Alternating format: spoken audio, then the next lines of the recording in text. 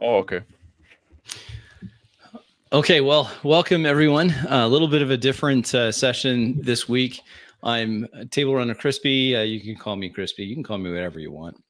And below me here, in only position, in no other sense, is Rick from 28mm RPG, and then Phil is joining us. Thank you for being here, Phil. Hello. And Max, which is a surprise. We were just saying it's a surprise, Max, that you're here because you've made no bones about how much you dislike the swinginess of a low modifier D20 system.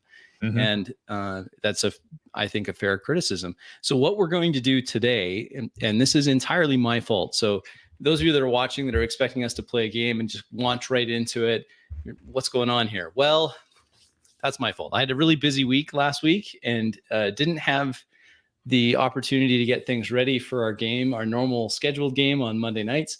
And so what I thought we would do, and this was a suggestion, so hat tip to Rick, is we would peel back the screen, open the curtain, take a look at a session 0 and how we're going to handle this. We're going to try to figure out if we can play Worlds Without Number, which is an OSR title, in character, the way we like to, in a 4D way, without having it become too encumbered by the system rules themselves. So we're going to talk about that. We're going to do a bit of a collaboration together in terms of a setting creation, which is something that we've started doing more of and is highly recommended.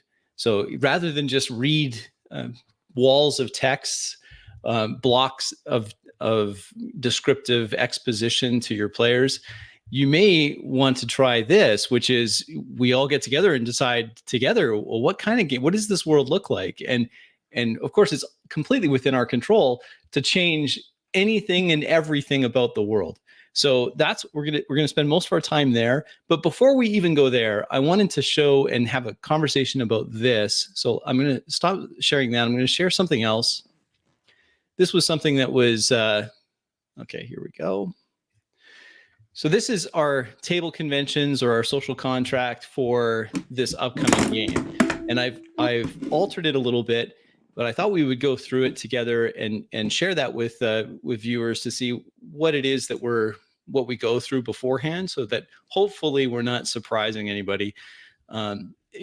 Any comments so far? Or I should have asked, are we okay with what I had suggested in regards to this kind of plan for this evening? Is anyone want to add anything to this, or the agenda? The agenda? Yeah. Can we have a motion to accept the agenda? No, I'm just kidding. So is there anything else that you want to talk about? Like Max is going to say, why are we playing this game? we can talk about that if you have time at the end. Yeah. I think that'd be good. So, all right, well, let's get right into it. Seems comprehensive. I think it seems comprehensive. Yeah, this is the old teacher in me coming through. Sorry about that, guys. So let's go back into this and yep, Rick's got his copy. I've got mine. There's mine here. So there you go. We've got our books ready to go. I have a free PDF version. And you get the free PDF. It is available for free. The non-deluxe version. Oh, which yes, is totally a legitimate drive-through RPG free. Okay. Yeah, this isn't some other, what is that other one called? Could you zoom in a bit on that? Yeah, you bet I can. Absolutely. Let me zoom in here. Let's get right in. Yeah, that's good. Is that better? That everyone can see that? Perfect. Okay. Yep. Well, all right. I'm going to skip the first one because obviously if you're on this, it's fine. I just left that in there because I was trying. So again, we're still figuring out things, of course. We always will be. It's just the nature of how we enjoy the hobby is that we like to pick apart everything we're doing and try to find ways to improve. And I got an absolute bee in my bonnet, I think is the Canadian expression, but I was obsessed with this idea that we should probably, because we had some new people joining games and I'm super excited about that. And we want to have more people joining games. And we've had some mixed success with that. And I couldn't help but feel responsible that where we didn't have the success that we anticipated, it was not necessarily the fault of the player, the new player coming in, but we didn't actually put anything like this in front of them. We just assumed that they had watched everything that we had done, every minute of every video ever posted, and had just continued to be, oh, well, this is obviously how you did it. And we did maybe a short practice session one-on-one, but without this in front of you, it's a little harder to understand what we're doing. So I'm just going to skip down to the in-character conventions. I'm going to propose that for this game, you will narrate all failed checks. Are you okay with that, or do you want to do something different? Love it. Okay. Which means I'll take the opposite. I'll narrate your successful skill checks. Let's talk about it a little bit. Yeah. So if I succeed, then you describe what I do, or how does that work? So you describe what you're attempting, and then depending on your check, if it's a success, I will describe outcome. Okay. And now, where this becomes, this is something we have to be a little clearer on. Yeah. What happens when I succeed, and what happens when I fail? Because it's the GM. As the GM. So if I'm operating an NPC, let's say, and my NPC swings and misses, do you narrate that failure? Or do you narrate when I hit you? Because that's technically you failing, right? You failed to get out of the way. You failed. So how do you want to handle that? I prefer you narrating if you hit me. Okay. Yeah, I agree. So I want to narrate my defensive. Okay. But that means, and this is a fun thing to do. That means that if I miss, you narrate my miss. Okay. Yeah. So we're narrating all fails. All fails. The players whether that's from the game master side or from your side. So I don't want to narrate, I don't know if you would do this, but if you're going to roll a die to see if one of your NPCs climbs well, I'm not going to be describing how you fell. No, because then it would be, what I'm referring to is, because I'm not, I'm talking about interaction. So when it's an interaction between the world, which I control, and then you, or I control elements of, I guess, then that's when it would come into play. So if you're up against some opponent of some kind, and he swings and misses, you narrate what happens on his miss. I don't know. I don't think so. No, you don't want to do that. You want me to take both the failure and the success when it gives you an opportunity to flesh out the NPC. Like if he's getting angry. Oh, I can still do that. That's what I'm saying. I can still say that he's angry, or his face flushes. Yeah, and then that can also go on the next round, right? Mm-hmm. I'm talking about in the moment. Yeah, I get it. Yeah, all right. Can give it a try. We'll see what it is. Try. So we'll narrate your failures. You'll narrate my failures when they are failures pertaining to your character. Yep. Got it? Okay. Should I play devil's advocate with every bullet point? Or should everyone. We'll just go through everyone. Yeah, that sounds great. That's like every other meeting I've been in today. So, all right, let's skip ahead a little bit because I don't. That was something that we put in. The only other thing I could ask is how much co-creation do you want us to do? Let's go down to that. Yeah, let's skip to this. Co-creation conventions. So I actually have this in something that my first draft of this, which I will not be making public, was very exhaustive in terms of everything here, like what you can do, what you can't do. This is a little more high level. So let's talk a little bit about that for this game. I'm saying, yes, you can co-create the fictional world with the understanding that you're not trying to create the win. Like I can do this, and thankfully I have the key because I always carry a skeleton key in my pocket for this very purpose. Like that's just trying to bypass, or I guess we could call that fast traveling around an obstacle rather than actually confronting the obstacle. We can just skip it. So I'd rather not have that.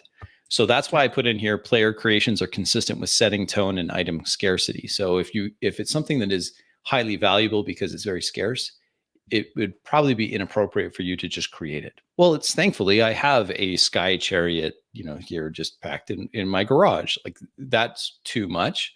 But let's talk a little bit about where the line is. Um, Can you, for example, Phil? Yeah, we've I'm had some be games pushing the line. Which is good. I think pushing the envelope is what we want to do. What will it be if Phil, for example, says he has a contact? Like at what level, how many NPCs can you create? We could say that. I control the NPCs, but can you control? So I'm a little unfamiliar with the system. So is there a mechanic at creation that generates NPCs? That's a great question. Sort of, and I can show you that. Let me just skip to it on my other page here, and then I can. I want to show you this because it's perhaps. Yeah, let me go to it. Okay. Skill list. All right, so I'm gonna. You're in this right now, so you can see, and I'll just make this bigger so that you can see it a little better. Hopefully, take a look at that second skill from the top, if you can. Okay. It says connect, find or know people who are useful for your purposes, make friendships or social acquaintances. This is a skill that you have. And one of the two pregens that I made, the high mage, has this as a skill. So this is speaking directly to who can create NPCs. Okay. Well, I mean, if there's a skill for it. There is a skill for it. Maybe the move is to respect the system. So if we respect the system in this case, what you would do is you'd roll 2d6. You would add whatever modifiers that you have on that roll based on your skill. So if you have the skill at 0, you won't add any modifiers other than just the 2d6 plus. I mean, if you had charisma as a bonus, you could add charisma depending on how you're describing this. Then you would compare that to the target number. If it's a success, then I describe your successes. Does that mean I create your NPC for you? Or in this instance, do you say, That's interesting. No. If it's a failure, you would narrate the failure. So yeah, no, I don't know nobody here. Or, yeah, that guy's dead. How would you describe a failure of yeah, exactly. Like you, that's the kind of thing. Like, are you going to say like, well, I know a guy, and then you roll and you fail and say, oh, but he's dead, right? Yeah. Yeah. I owe that guy money. I can't talk to him. Like whatever. That's almost like a case, like, I'm always like a fan of like roll before you try, just make the roll and say, well, I might know a guy, but like, then again, if you want to, it's not like you can try to phone the guy, right? It's a fantasy setting. So fantasy setting. You think you know a guy. Do you know if you fail? Maybe you then try to go see the guy and then you realize that he's dead, right? Maybe that's a long-term thing. It could be.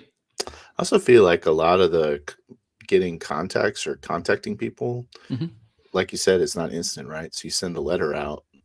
That's right. And then it's never responded to because you failed your roll. Yeah. Or like you can't really narrate that after your roll. Yeah. Or we could travel to the place that the person you would expect to be at would be there, and then roll the die, see if he is actually there or not. Just because of the logistics of the whole thing, being that we're, medieval based, The reason why this may be something that, and I'm trying to highlight this, but I recognize now that it's way too small. So let me just get it bigger so you guys can see it. These are I randomly selected the spells for the high mage. And one of those spells is called Glass Chimes of the Bamboo Terrace, which you'll notice that all the spell names are quite something. We're going to have to talk about how to manage this because you're not going to be saying, I cast Glass Chimes. But I think it's supposed to be, I'm trying to imagine why the designer did this, but I suspect that some of it is to give you enough description in the spell name itself to understand what the spell looks like. Yeah. These are glass chimes that appear. These glass chimes can send a message several miles away. So if you were using this in conjunction with your connect skill, you could dial a friend, essentially, using this. It's a very high level. I'm gonna grab the mage and dial this in. Where's my friend the Brandon? Way it's described is you hit the chimes, and the chimes are, and you with the thought in mind of who you're contacting, they will hear the chime and know what it is that you were communicating. So that's interesting. Magic makes games so much worse. That's awesome. I can see I've got a problem student in the bottom back row there. Okay, so let's go back here to the social contract. Do you want to create the NPC then? Like, that's the other question. Do you want to narrate that success? Or would you prefer us to generate the NPC for you? Rick, you had to comment. Yeah, I can see the reason why you would like to narrate the successes, because you know the baseline of all the NPCs, basically. So you would know, how dexterous they are, all that kind of stuff. So where we know how dexterous we are and everything else, when we can describe our their failures or our failures, I mean, we can key in on our weaknesses, of course. There's also, also say that generating that NPC gives you another tool to world build. Yes, I think also you choose their position, choose their talents. This connect skill, for example, like that doesn't need to be binary. It's not like a success or fail, right? No, because you obviously not. You get a result. Like if you roll shitty, then you get like a small contact that might be useful, might not really be, might not be willing to help you too much, depending on what you ask. If you roll much better, then you can create a different NPC. Well, now like that's the son of a duke, right, or whatever. Yes, like, yes. Like, the other thing too, the maid of this little lord, right? If you roll shitty, then Here's a thought. I'd love to get your feedback on this. So let's suppose some of these things, like for example, if you have the connect skill before you roll any dice, what does that mean in the world? Like before you even roll a dice, before you roll your 2d6 and whatever, yada yada yada, you have this skill. You're trained, so to speak, or you have a knack for connecting with people. So without even making the check, how much of a success would that? There's a baseline, perhaps.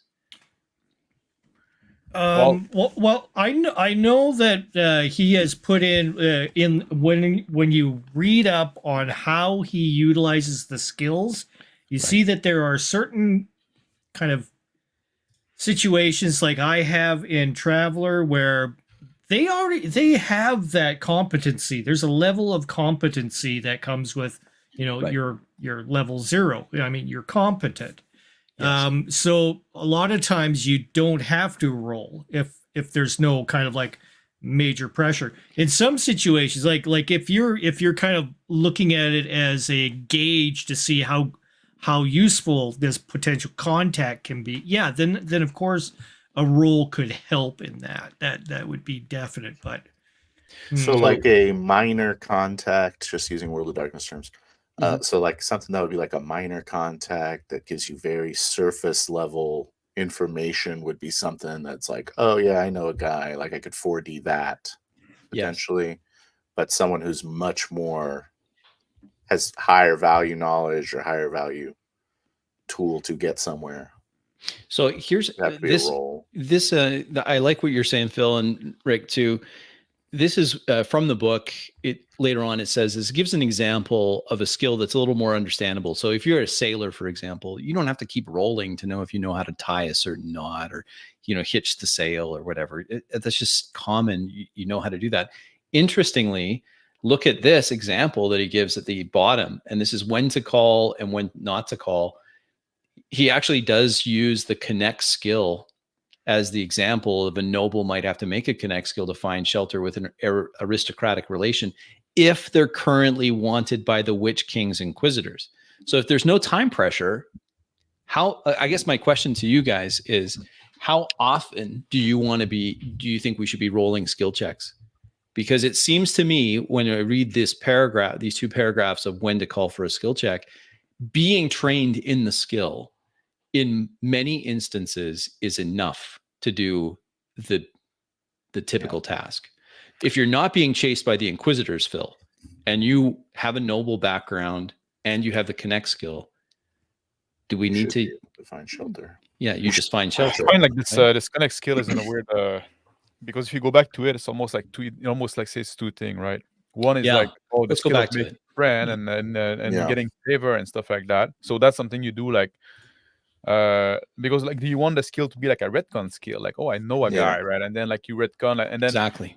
And if we do also if we go that way, which that's like this is like the second part of the skill described there, right?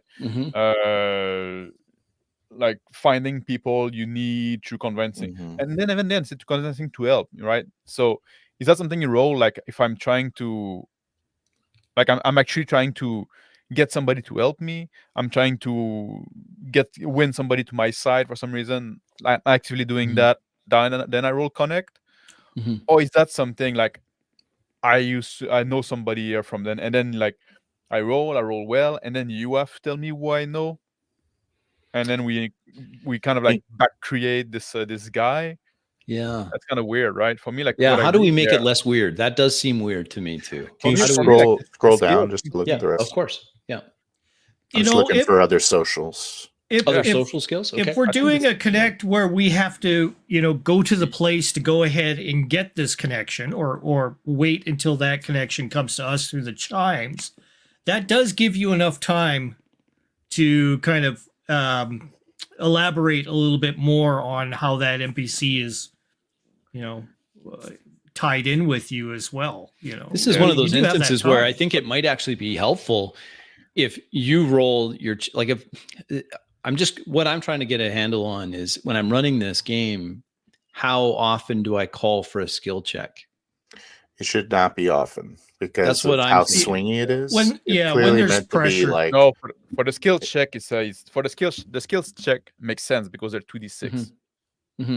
Oh.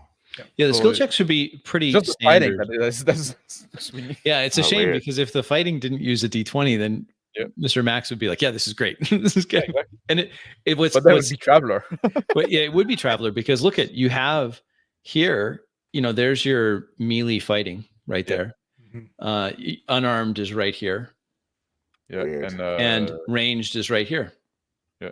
So there's your 3 combat skills, right? That's basically it. Is there a defensive skill or? No, not really. But you have AC, static AC.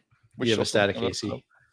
Yeah. So at any rate, sorry, OSR people. Yeah, we're gonna make all sorts of enemies on this, especially because my thumbnail was like, "Is it impossible to roleplay?" Those me are made already.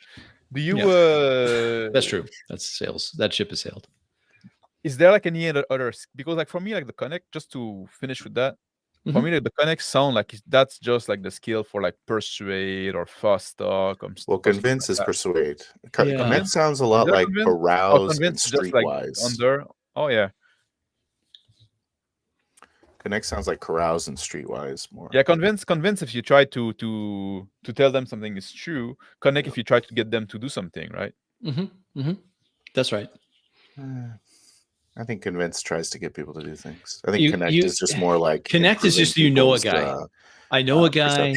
Yeah, I think it's more of like I have a contact. That too. And convince is I'm now asking the contact to break the law and whatever. Connect is also making a contact. Connect is making the contact. Convince is talking the contact into something, or anyone else in the world. Yeah. But then the question becomes, I have skill. Let's say I have a 1, which is well trained in convince. How often do I have to roll that? That's not what convince say, though. It's persuading a listener that something you are saying is true, right? Yeah. There's nothing about like having them. There's nothing about having them do something. Well, the second even say the way, like the second, like furthermore, how they act on their newfound conviction is up to them. Okay. Their motivation. So it specifically say you're not trying to make them do something. True. You're trying to convince them that something is true. So it's just a matter. I'm telling you the truth. Exactly. And connect would be trying to do something. That's how I read those two skills there. Yeah, because I think you're right, because it's You're trying to get favors or Yeah, services. lead would be the getting someone to do something. Right? Yeah, that's right here. That could be as well. Yeah. So this is inspire others to follow your lead, believe your plans and goals. That's so weird. What a weird skill. I think one of you has it actually. Hold on. Did you pre-gen him? I thought you weren't actually. You only pre-gen 2, no? Yeah, the high mage has got a 1 in lead. Nice. It has it trained in connect and and in convince. Yeah. Yeah. Nice. Okay, let's go back. Okay. So what's just to wrap that up, how are we going to handle those skill checks? Do them when it's a difficult task. Do them when under pressure, chance of failure, and it's an interesting chance of failure. Yeah. Okay. And do you want us to? Do you want us to wait for you to tell us that to roll?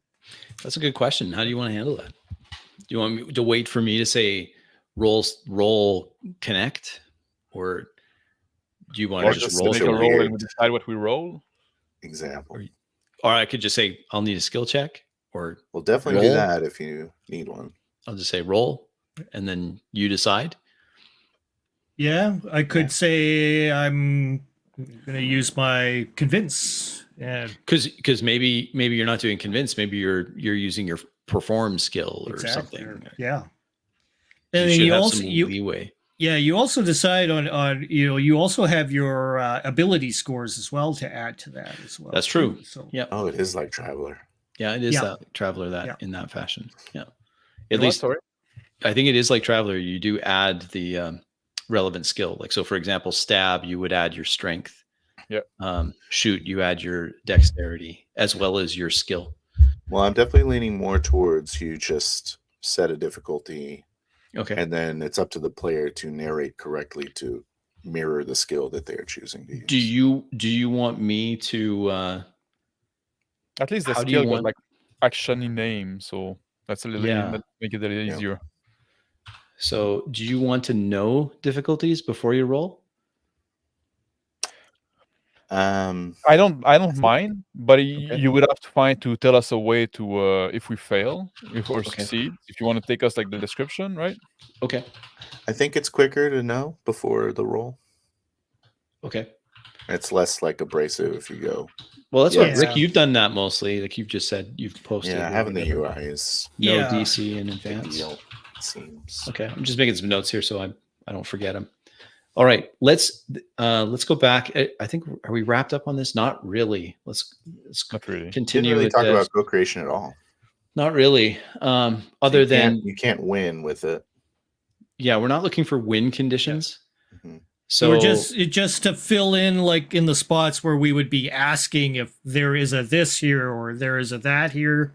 You just basically this is the desk of the lost archmage. I'm looking for a pen and quill. Pull that out and start dabbing into the dry ink well. Damn, it has been sitting there for 300 years. So. Yeah, exactly. Yeah. So a high level of consistency. Level of consistency. And I did put that in that second sub point where player creations are consistent with setting tone and item scarcity. That's just so that we don't have a situation where, well, thank goodness I have this 10,000 gold piece diamond in my pocket just in case I needed it. Like, that's obviously not going to happen. Yeah. But all I have is this 3,000 gold piece emerald. Yeah, well, you have the diamond. Aw, I have a diamond too. So let's see what else. So so just basically subtle, where we could fill in where things could be there possibly, or in our background to enhance the game. I know this guy, back in the city there, blah blah blah. Right. Something like that. Right. It may actually be it may be easier to answer this, Phil, once we talk a little bit more about the setting itself. Okay. So, so this is what if we have a mutual understanding of what the setting is, what the world looks like, then it'll be easier for us each to be consistent as we create stuff. So, all right. This other stuff here, I don't know if there's necessary. I did include a few of my favorite fantasy settings things. I don't expect all of you to have read these. There's like, these books are ridiculously long and in some cases hard to get into. Yeah. But they're that's the kind of tone I'm going for. Have you, any of you read any of those? They're hard to get into, but I love them. Yeah, I like him too. It's really he does a lot of cultural stuff in his he's an anthropologist, so he writes big epic things. But the thing I like about it, if I could describe it in a fantasy setting, so magic is powerful, very powerful, but no one is invulnerable. So in his books, it's very much like the King Richard being fallen by just the rando crossbow bolt can happen. Like that sort of thing can have that. It has a historical context. So there's powerful, very powerful creatures and powerful magics, but no one is completely invulnerable, even the gods. So it's I like that a lot. I like the dangerous world. Yes, it can be high fantasy in places, but that's not a, hey, I can rule with impunity because the right guy in the right spot and a heavy rock and you're done. Like it's I like that. So what you're saying is I could possibly find the +3 sword of whatever, but it would probably be the only one in the world that you would ever find, right? Or it would have some other drawback.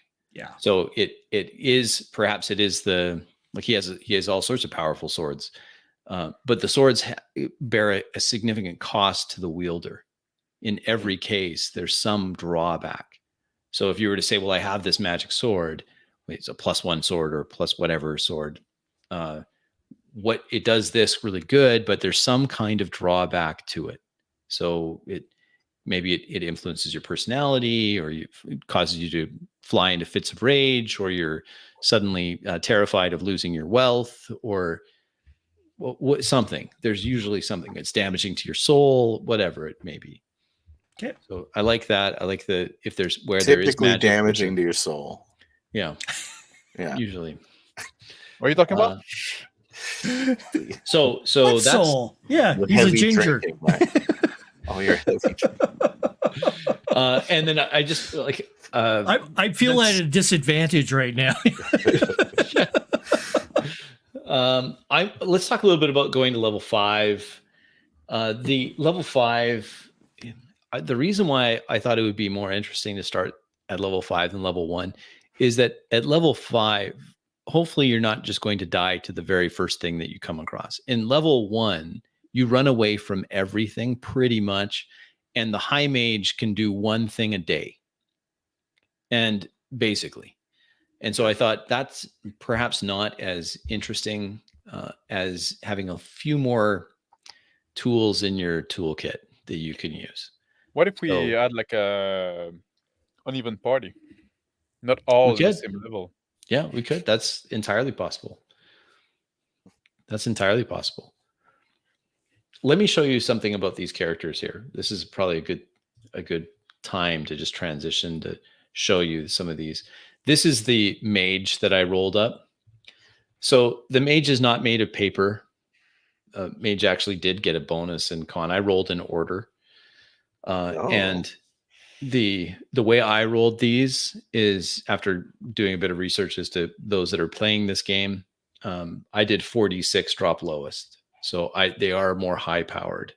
Again, that was so that we'd have a little more survivability.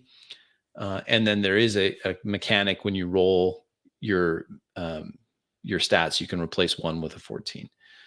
So the mage has a decent stats, certainly not made of paper, but if you look at the mage's ability to hit things when they don't have when they're out of magic, it's pretty pathetic when compared to the warrior. Same level. Let me just get this bigger so you can see it. Yeah.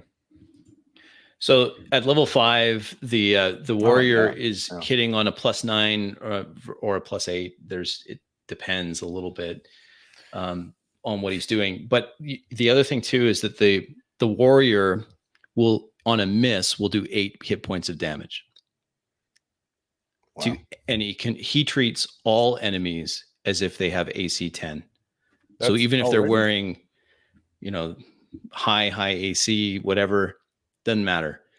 Plus, he has an ability where he can do. He always hits. He always hits. Yeah, Okay. He always hits for 8. And when you hit, and let's say you hit and you roll damage, you will never do less than 8 damage. That's what that means. If you have shock of 8. Why do you have to? So you don't have to roll to hit unless you're doing this special thing that they require +8. Basically, you're only rolling to hit in that one instance where you're going to roll higher than, a higher damage than just your shock damage. So it's no, but if you're going to roll a 1 on the dice, right? So if you roll a 1 on the dice, +9 on your roll, so you're gonna get a 10, and then right. all enemy got AC 10, then that's true. Yes, and in this case, even if now it doesn't. Let me clarify this AC 10 max, because I can see that's a bit of a confusion. So the AC 10 is only so if you're fighting something, let's say you're fighting another fighter that's wearing plate armor and has a dex bonus of +1, so he has an AC of 18, just like this guy. Let's say he's fighting his twin.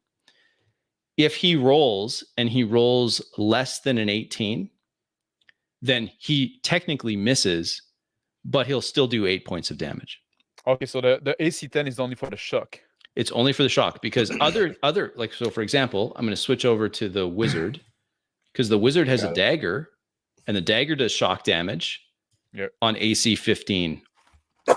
Now, there's certain conditions where the shock won't apply if you have a shield. Some enemies, they just disregard shock, right? So they won't have it. But it's for the warrior to try to deal with the highly unpredictable D20. They have this shock. So the concept is that, and this is important. He has an ability, a talent, they call them foci, called Whirlwind Assault. So when he activates this, he'll do shock damage to everyone around him. So you do 8 damage, which would kill basically every, first level character in his presence. And is there a cooldown ability? I think you can do it once per scene. Yeah. So there is a cooldown. But so when that scene is over, then you have another one, then you could use it again. He has this killing blow, which gives him just that. That's why his shock is so high. Does he get dizzy? Yeah, he would. And then he has that's right. That's I'm dizzy. He can't spin around anymore. Then he has this other thing. I'll try rolling. That's a good trick. Yeah. So he has this thing where he can do what's called veteran's luck. And what that means is he can turn any miss that he has into a hit once per scene. So it's different. How do you do that in character? And that's the issue, because it's the same thing with these guys. So this let me go over to it. And I know I'm making everyone dizzy going through this. The high mage has 4 arts. To do these arts, he has to commit effort. Now, how do you role play that in character? Like this. You say, or do you just describe what it is you're doing? Let me skip to the that's the thing, is are you gonna have to break blood vessels in your forehead to do here's I want to just skip ahead to this. Let's see here. I think you just do it, and you just you have to trust the player. Like they spend their. I think so. Effort, right? I think you're right. I think you just have to. You trust that they're. If you cannot trust the player, you're playing with the wrong people. Yeah, and I don't trust. No, I'm kidding. I was going to say I don't trust any of you guys. So, but what I was thinking, and as I was pondering over what we could do in this case, because I'm trying to avoid just a lot of mechanics talking. Yes. Here's sense magic. So if you just describe that your eyes pick up, I see, I look to see magical auras around me, then I know that you're doing this. Well, you You're can also sensing tell your magic. friend like, "Oh, let me try to sense. Let me any see if magic there's anything here, around." right? Yeah, exactly. You know, So you there just go. so rather than just saying, because what I don't want us to do, and I think you will agree, Phil may not because he's playing devil's advocate, but Okay. I think you'll agree that we don't want to just say I sense magic, or do we? Do we care? Do we just say I sense magic? I swift cast. That sounds Right. terrible. You can announce it as your action. You know, Yeah. Is it a spell? So Is it an it's a magical ability, right? Is it It's a a magical one of the ability you foci? have, It's a and you can cantrip, see. basically. Yeah, it's like a cantrip. You have 4 points to spend. Let's go back to it just to show you, because I'll pick another one. This one's psychic Magical conversion. art. And I tried to do these randomly, but whatever. So if I go back to the description of psychic conversion, here's what it says. Once per day as an on-turn action, so it has to be on your turn, you expend 1 casting slot to remove 1 point of accrued system strain and heal 2 hit points per level. So in this case, you'd heal 10 hit points. So there's a bunch of gamey things happening there. Mm-hmm. Right? How do we handle that? I think at some point you just have to say like, well, describe them narratively. You just described that how do you describe narratively? You're gonna yell 10 hit point. You say that to your buddy, right? I don't know your fucking spell. I don't want to learn your fucking spell. Yeah, I don't trust your magic. You get your hands away from me. I need an I'm gonna adult. say like, well, let me try to. You're how do you get describe it? together, and then like you do your thing. my eyes then, glow like, with there the you go, psychic and then some conversion. effort, and now you can fucking yield 10 hit point. At some point, you have to, there's some mechanic talk that is hard to You're be gonna have to have avoided. some mechanic talk. That's right. But I'm just trying try to to slip avoid the you word saying converting or conversion. yeah. I'm trying to avoid the sentence. psychic conversion talk. Right. Yeah. With my mind, I can convert. Your I mean, will. you do have to have some You form have of, you know, You have to. like, so you know what's going on. That's right. Convert, You have to have some. You have to have Convert. Yeah, let me psychically What are you convert going to you. do with that knowledge, Christian? some. I don't know. What use is that knowledge to you? Uh, You're just going to be like, okay, yeah. So like, throw that in the trash. I'm not going to remember that at all. Yeah, Hopefully you marked it on your sheet. exactly. Exactly. Here's where it gets even worse. But I think it's a challenge. I think we can tackle it. I'm not ready to throw in the towel yet. I'm ready to choruscating my coffin. Let's look at that. Yeah. What? I was hoping you'd look Finally. at that. This is the coruscating. description of the spell. Coruscating confidence, right here. What does coruscating mean? We're about to learn. Cutting, I believe. Like dicing. Hmm. So Okay. The thaumic discharge. So you have a lethal mantle of crackling energy that you unleash on a target. The target will take 5d8 damage with a physical save for half. So how do you want to handle this sort of thing? Whoever's going to be brave enough to play the mage, how do you handle this without saying coruscating coffin? I think you say like, I discharge visible. Yeah, that's right. Exactly. You have to know I have every discharge of description. crackling energy, and then you're So shocked. And yeah. So you'll have to like, let's say Rick, you're brave enough to play the caster, or someone is. I mean, I would describe the energy coming from my hands. Right, and then you would know the spell because the player has to read it. You know, Like the player has to know the spell. In other words, because you're going to have to say, as you describe what you're doing, and then it's a physical save, right? Yeah. And so then I make the physical save. The physical save is based on. Let me just show you this. I'll pick on the warrior. Your saves are here, right? So it's just it's in this case it would be a D20. You got to beat get a 10 or higher for physical. So if the warrior had this cast you against add him, anything to it?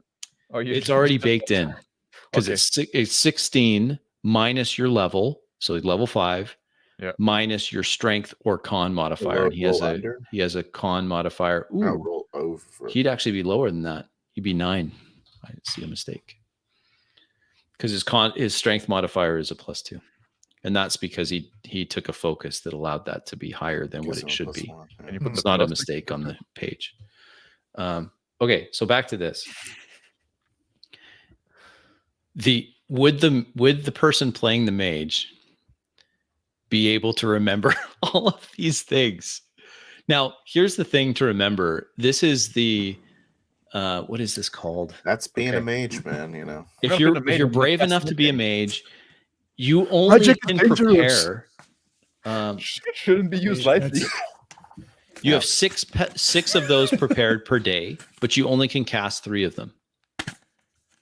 Oh, you've got your cards? Yeah, this is so yeah. If I don't have the cards, but definitely it would probably have to be something like this, where you have the card with something you're gonna on have it. to have the book in front of you, right? Yeah, I'd say it'd have to be notes or some paragraph. Now I'm reading up on Magic because it seems really limiting to me. I don't usually play Magic users, but it seems exceptionally limiting that you can only cast 3 spells per day. Now, the high mage does have effort they can expend to get 1 spell back, but still, that's only 4 a day, and you can only prepare 6 of them. 10, but that's what's the 4-4-2? 4-4-2? That's how many level 4s, level 1s you have. That's how many level 2s. That's how many level 3s. It doesn't matter the level, so you can prepare 3 spells. Doesn't matter the 3 level? spells doesn't matter the level. All right. So you choose whatever one you have. Now, here's the thing about some of these spells, because I was like, wow, that seems pretty limiting. Except that that's all right. If you look at some of these spells, like even just a level 1 spell, what was one of them here? Well, let's look at the Wind of the Final Repose. That one there. What's limiting? That you only get 3 of them a day. You can only cast 3 a day. You can only cast 3 a day. But it's 6 prepped, you said? 6 prepped. Yeah. That's fine. It sounds like everyone's okay with that. Yeah, so. I think that's fine. There's nothing wrong with that. Let me show you. Maybe it's even too much. It might be. Now we're talking. That should be corrected by 2/3. Okay, this is a level 1 Wind of the Final Repose. Mage designates a visible point within 200 feet. A silent, invisible burst of soporific influence erupts We're not from companions. that point. I see a point within 200 feet. Yeah, exactly. So that's sleep. All such targets with 4 or fewer hit die within that area fall unconscious instantly and can be roused only by damage or by a main action used to keep them awake. So that's sleep. Yes, except there are no saves. Oh yeah, sleep doesn't have saves. And it's 200 feet. That's 200 feet away, and it's a burst in a 20-foot radius. Oh no, okay, it's range of 200 feet. Range of 200 feet. You select a spot 200 feet away. 20 feet. A burst of 20 feet. Okay. And then everything 4 hit die or fewer is immediately unconscious, no save. Everybody has that power. It's called a fart. So it seems to me that that's right. Your ventrilla fart. So these even level 1. That's it. They're pretty, and I just randomly selected these guys. Yeah, okay. Phobic Storm, just for you, Big Bad. Hold on, let's get Phobic Storm here. He's like, Phobic Storm. What is Phobic Storm? Here it is. This is a wave of numbing terror. All enemies within 40 feet. Make a morale check at -1. Failure causing flight. And everyone who succeeds takes 1 point of damage per caster level, which is 5. Those brought to 0 hit points instead regain 1 hit point and are fleeing. All right. Anyway, that's what it is. It's fear. It's a fear storm. So anyhow. Yeah, I think 3 spells, I guess, a day. 3 spells you can cast per day. It seems pretty strong. Pretty good for like a caster. It's like, don't worry, friends. Yeah, you do 1 per fight, or you can do 2 in a fight. Hard hitting, rare. Right? Yeah, this is where I'm getting it, guys. That's it right there. Yeah, I think that's fair, right? Okay. Yeah. Too much, maybe. I didn't expect it to be Vancian because Wolf of God is not. Yeah, this is Vancian. Yeah, definitely is Vancian. Although I think there's an option to take it away and not have Advancian. But No, at any rate, there is one thing here. I think, retain sorcery. Now, do any of us want to play a mage? That's the next question. Does anyone want to play this? Not everybody at once. No, everyone feels like I think you're gonna NPC that guy. Big Bad, you like magic? Come on now. What did you say? Magic sucks. Well, we're trying it out. We're trying to see if we can run. So we do a lot of sci-fi and other things. We're trying to just do a fantasy. How does fantasy work? So I'm much more. Maybe I'll say yes once I know if you have a premise in mind. Okay, well, let's talk about that next. It's hard to tell now, exactly, depending on the role of the mage and stuff like that, right? What's the role going to be? Absolutely. Okay, so let's change this back up. Let's go back here as I skip around, making everyone nauseous. All right, so we've talked about this: shock damage, magic, and arts. We don't have an expert class, but if we have 3 players, we could have one of each class. There's an expert class, there's a warrior, there's a mage. But there's not. We don't have to do if everyone's kind of feeling like there's no mage. We could do it. We could do a less than a full mage, which just means you have less magic. You have you're an adventurer, so you have some adventuring skills and you have some magic, but you're not completely committed to magic. Yeah. That could be an option. All right. Let me just go through. Is an expert like a thief? Yes, essentially. Or your skill monkey. He's your skill monkey. Now, just to show you, because it's a good question, maybe others are wondering. Let's look at the expert class so you can kind of see it. Here's the expert class. So your class ability, masterful. Oh, hold on. I got to share that screen. Sorry about that. Yeah. So I'm laughing at the boomer. I'm not a boomer. All right. So here we go. So here's the expert. The expert gets more skill points, has a decent number of focuses, and the attack bonus is obviously not as high as the warrior, but they're not bad. You also, once per scene, not per day, per scene, the expert can re-roll a failed non-combat skill check. So you basically get free re-rolls on your skills. But that leads to another question. I would just trust you guys, obviously, just trust you to, if I didn't like that, I'm going to re-roll it, right? Yeah. And that's only once a day, right? Correct? Once a scene. It's once per scene. So you can, however many scenes you have in a new scene, you would. So that's we rarely roll more than once per scene for a skill. So that's very true. So it's quite powerful.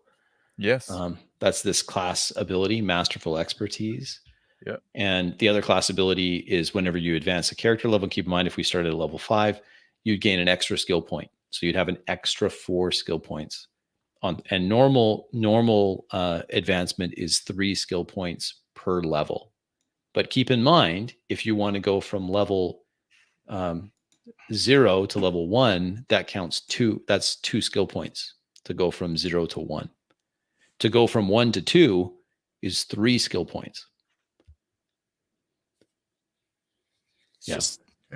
New level +1. So essentially, yes. And you can't go higher at this level, at level 5. Your max is level 2. So you just bank them? You can bank. Yeah. You don't have to spend them all. You don't have to spend them all. That's true. Wait, at level 5, your maximum level for a skill is 2? 2. That's it. So they really want to be the game to be fucking swingy. Other than it is 2d6, but yes, you're right. You don't have a huge, but that's you should have a lot of skills too. Level 5, the dice roll part, and then your skill part. You can add your attribute. That's your attribute. Be +1, probably at most, unless you have 18. Yeah, and or you can take a focus that can boost your modifier by 1 without changing your score. which is what I did for I the strength on the fighter. Yeah. So there is I'm not that. familiar with the foci. So if you're looking at the advancement here, skill points, here it is. This is what I wanted to show you, Phil.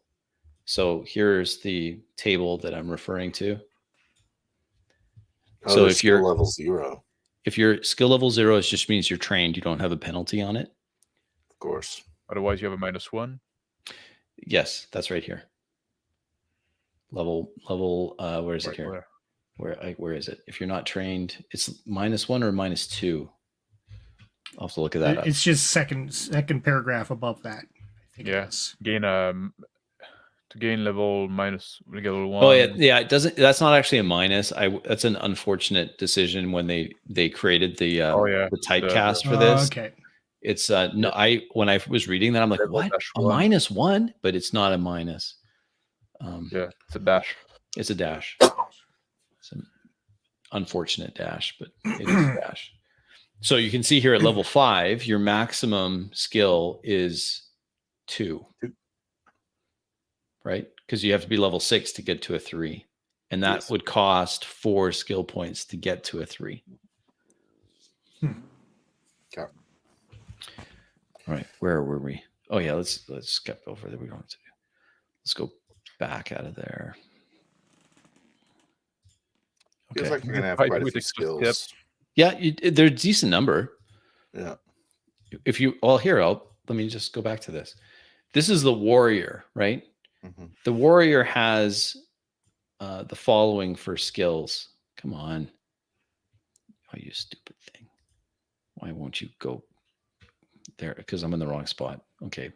There. You can see the skills that I picked for this. Definitely more warrior than not, with a stab of 2 and a shoot of 1, punch of 1, notice of 1. But the mage is actually pretty decent when it comes to skills. He doesn't know how to pray, though. No. So there's a decent number. It's not bad. And that's just anyway. So there's those are the skills. Cool. Let's get out of that. Comments. So you've made the warrior and the high mage. That's all I've made. Okay. Yeah. Cool. Okay. Back to this. So in the official setting, which we can change, but in the official setting, there's some key concepts. Here are the key concepts. I'm just going to briefly go through it. You can decide what you want to keep, what you want to throw away. There's something called the legacy. The legacy is essentially a physical world barrier so that technology does not advance. You can't advance technology because the physics that underpin any technological advancement are subject to change at any moment. Now, that change appears, from my reading of the setting, it appears to be focused on technology. So it's not that suddenly gravity doesn't work, although I suppose that is possible in some parts of the world. It's that electricity wouldn't work. So you can have lightning in terms of some magical abilities, but in terms of creating a battery or something like that. So technology, no, there's no technology or very, very little technology. Humans are way, way less populous than current world. Like it's very, the world is small and it's not controlled by humans in general. There's a lot of wild land. Humans were the subjects of what are other races called outsiders, and they were imprisoned for thousands of years in what's called the deep. These are massive, in some cases, somewhat mechanical or magical constructs, all underground. So this is the creation in the world of the Underdark. So are they technological? It's not technological. It's more. I would say it's more magical. It's that like super. It's the concept of like super advanced technology. It's the whole It's kind of Arthur C. Clarke thing. Yeah. It's it's a Numenera. The world a billion years in the future, and these workings underground, these massive deeps. That's where humans were for a long time. Just slaving away. Yep. That's where humans come from, and demi-humans. So if you want, we could have elves, dwarves, others, but why? But you could have other races. Yeah. It's entirely possible. Now, the way that's handled in the game is that you just take that as a focus or a foci. Okay. So if you're like, I think it'd be cool to be an elf. Okay. You take it as a focus, a foci. Okay. The next one there, Aratu, are, I think it's a focus. Foci is plural. Yeah, foci is perfect. It is a focus. So you got to hand it to the francophone to correct their English. Thank you. Well, that's technically not correct in English. It's not correct in English. Yeah. No, it's plural focus in English is focuses. Yeah, that's right. See? Oh, jeez. I'm going to shut up now. Max is making us all look dumb. All right. Aratu and Iterums. So the Aratu are areas of the world that have been corrupted by meddling in the past. So very dangerous parts of the world. They, in many cases, are the soft walls around game settings, it seems. Like, oh, you can't go there because you run into a blizzard. It was a desert, and now it's a blizzard, and you freeze to death. They're dangerous parts of the world, out of which all sorts of nasty things can emerge. Iterums are different. Iterums are gateways to entirely different worlds.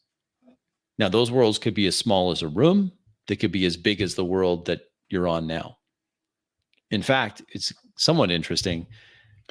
I thought it was interesting, at least, that when they were talking about the world, they have a name for this particular world, like the Iterum of this world, which I thought was kind of cool, because that gives you plenty of space if you wanted to create something completely different from what they've published in this book or in the setting book or what have you.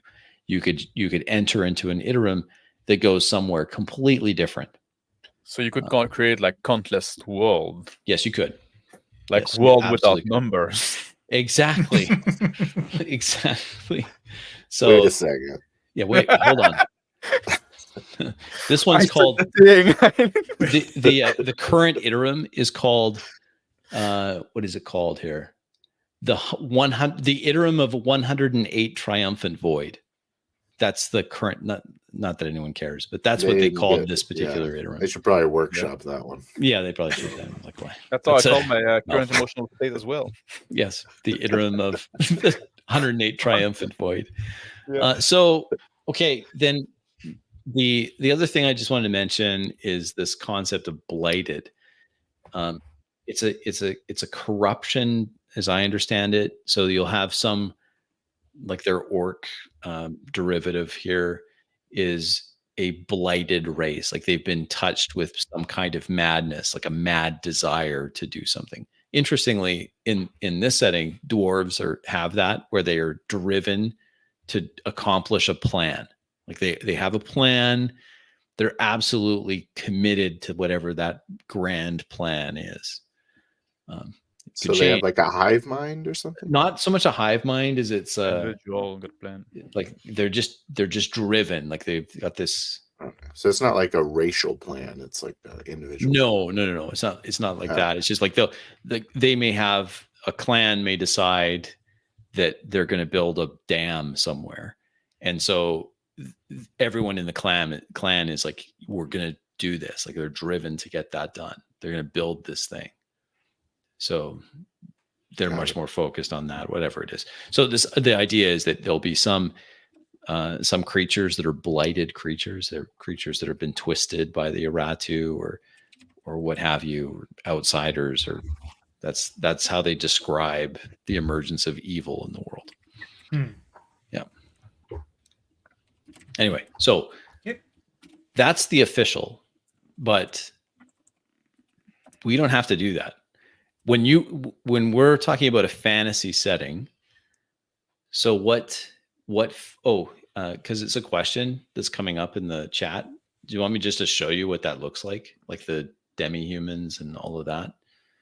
I may as well show you. What the foci system-wise is? Yeah. So how do I play an elf if I want to play an elf? If you want to. Does anyone want to? I want to play Just to appease the chat.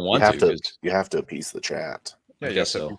I tried to reply, but okay. So here's how it works.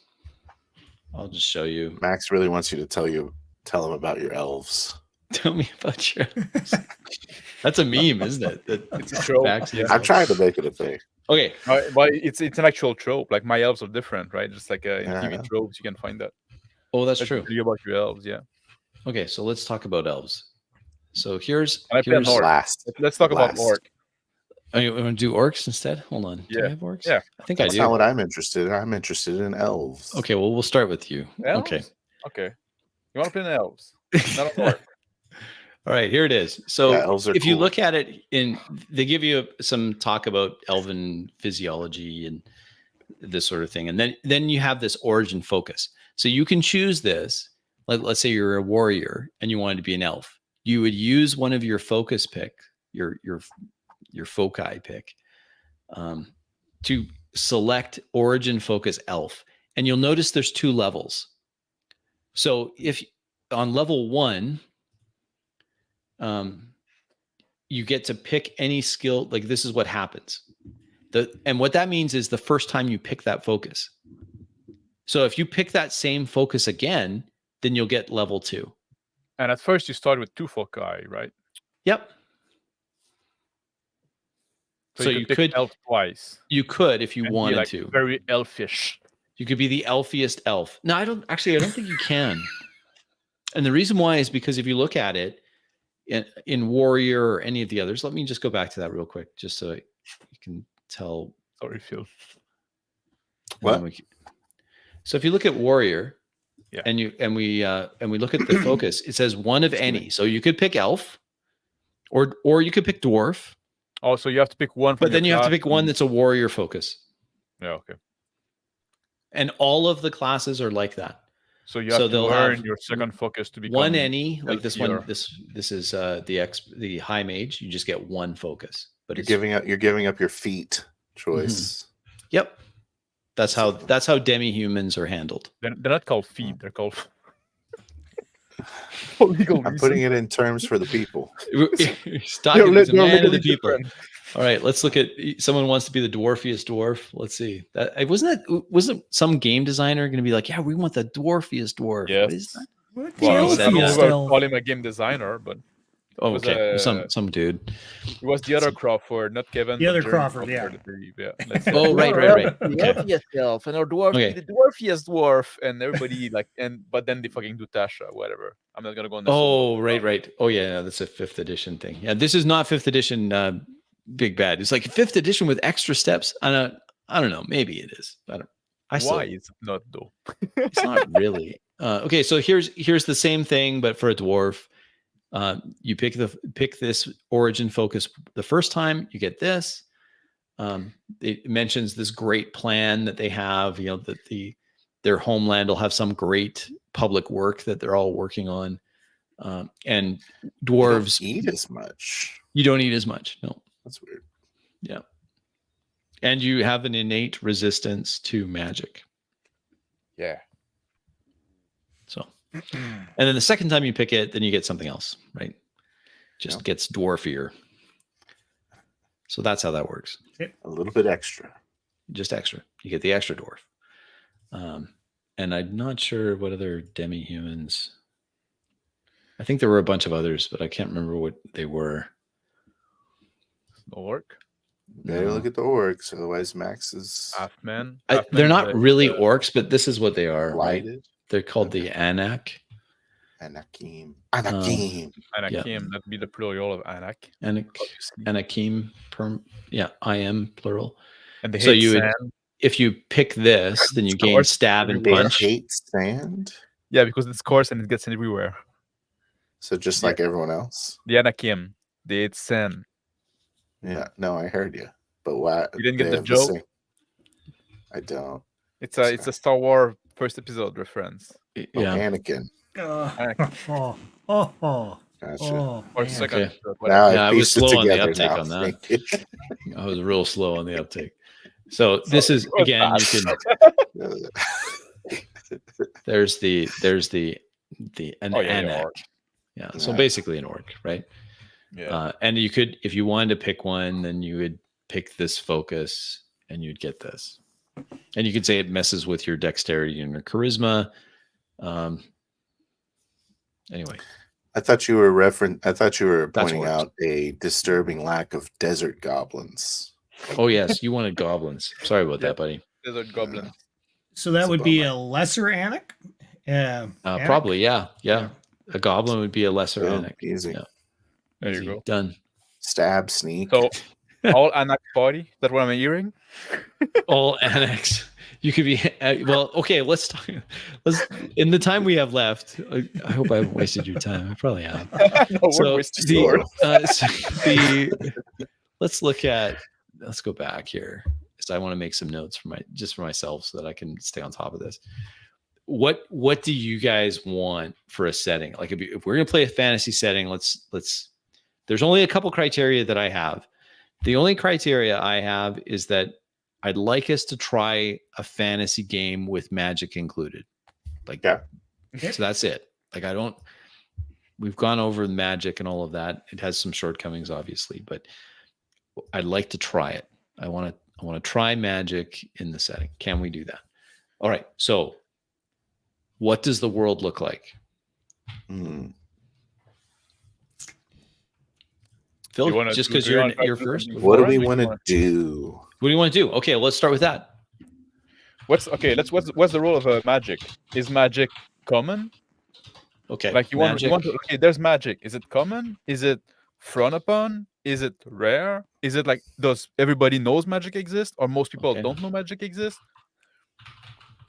What do you want? Sounds like it's rare. Okay, so we're gonna say magic is rare. Magic is rare. Okay.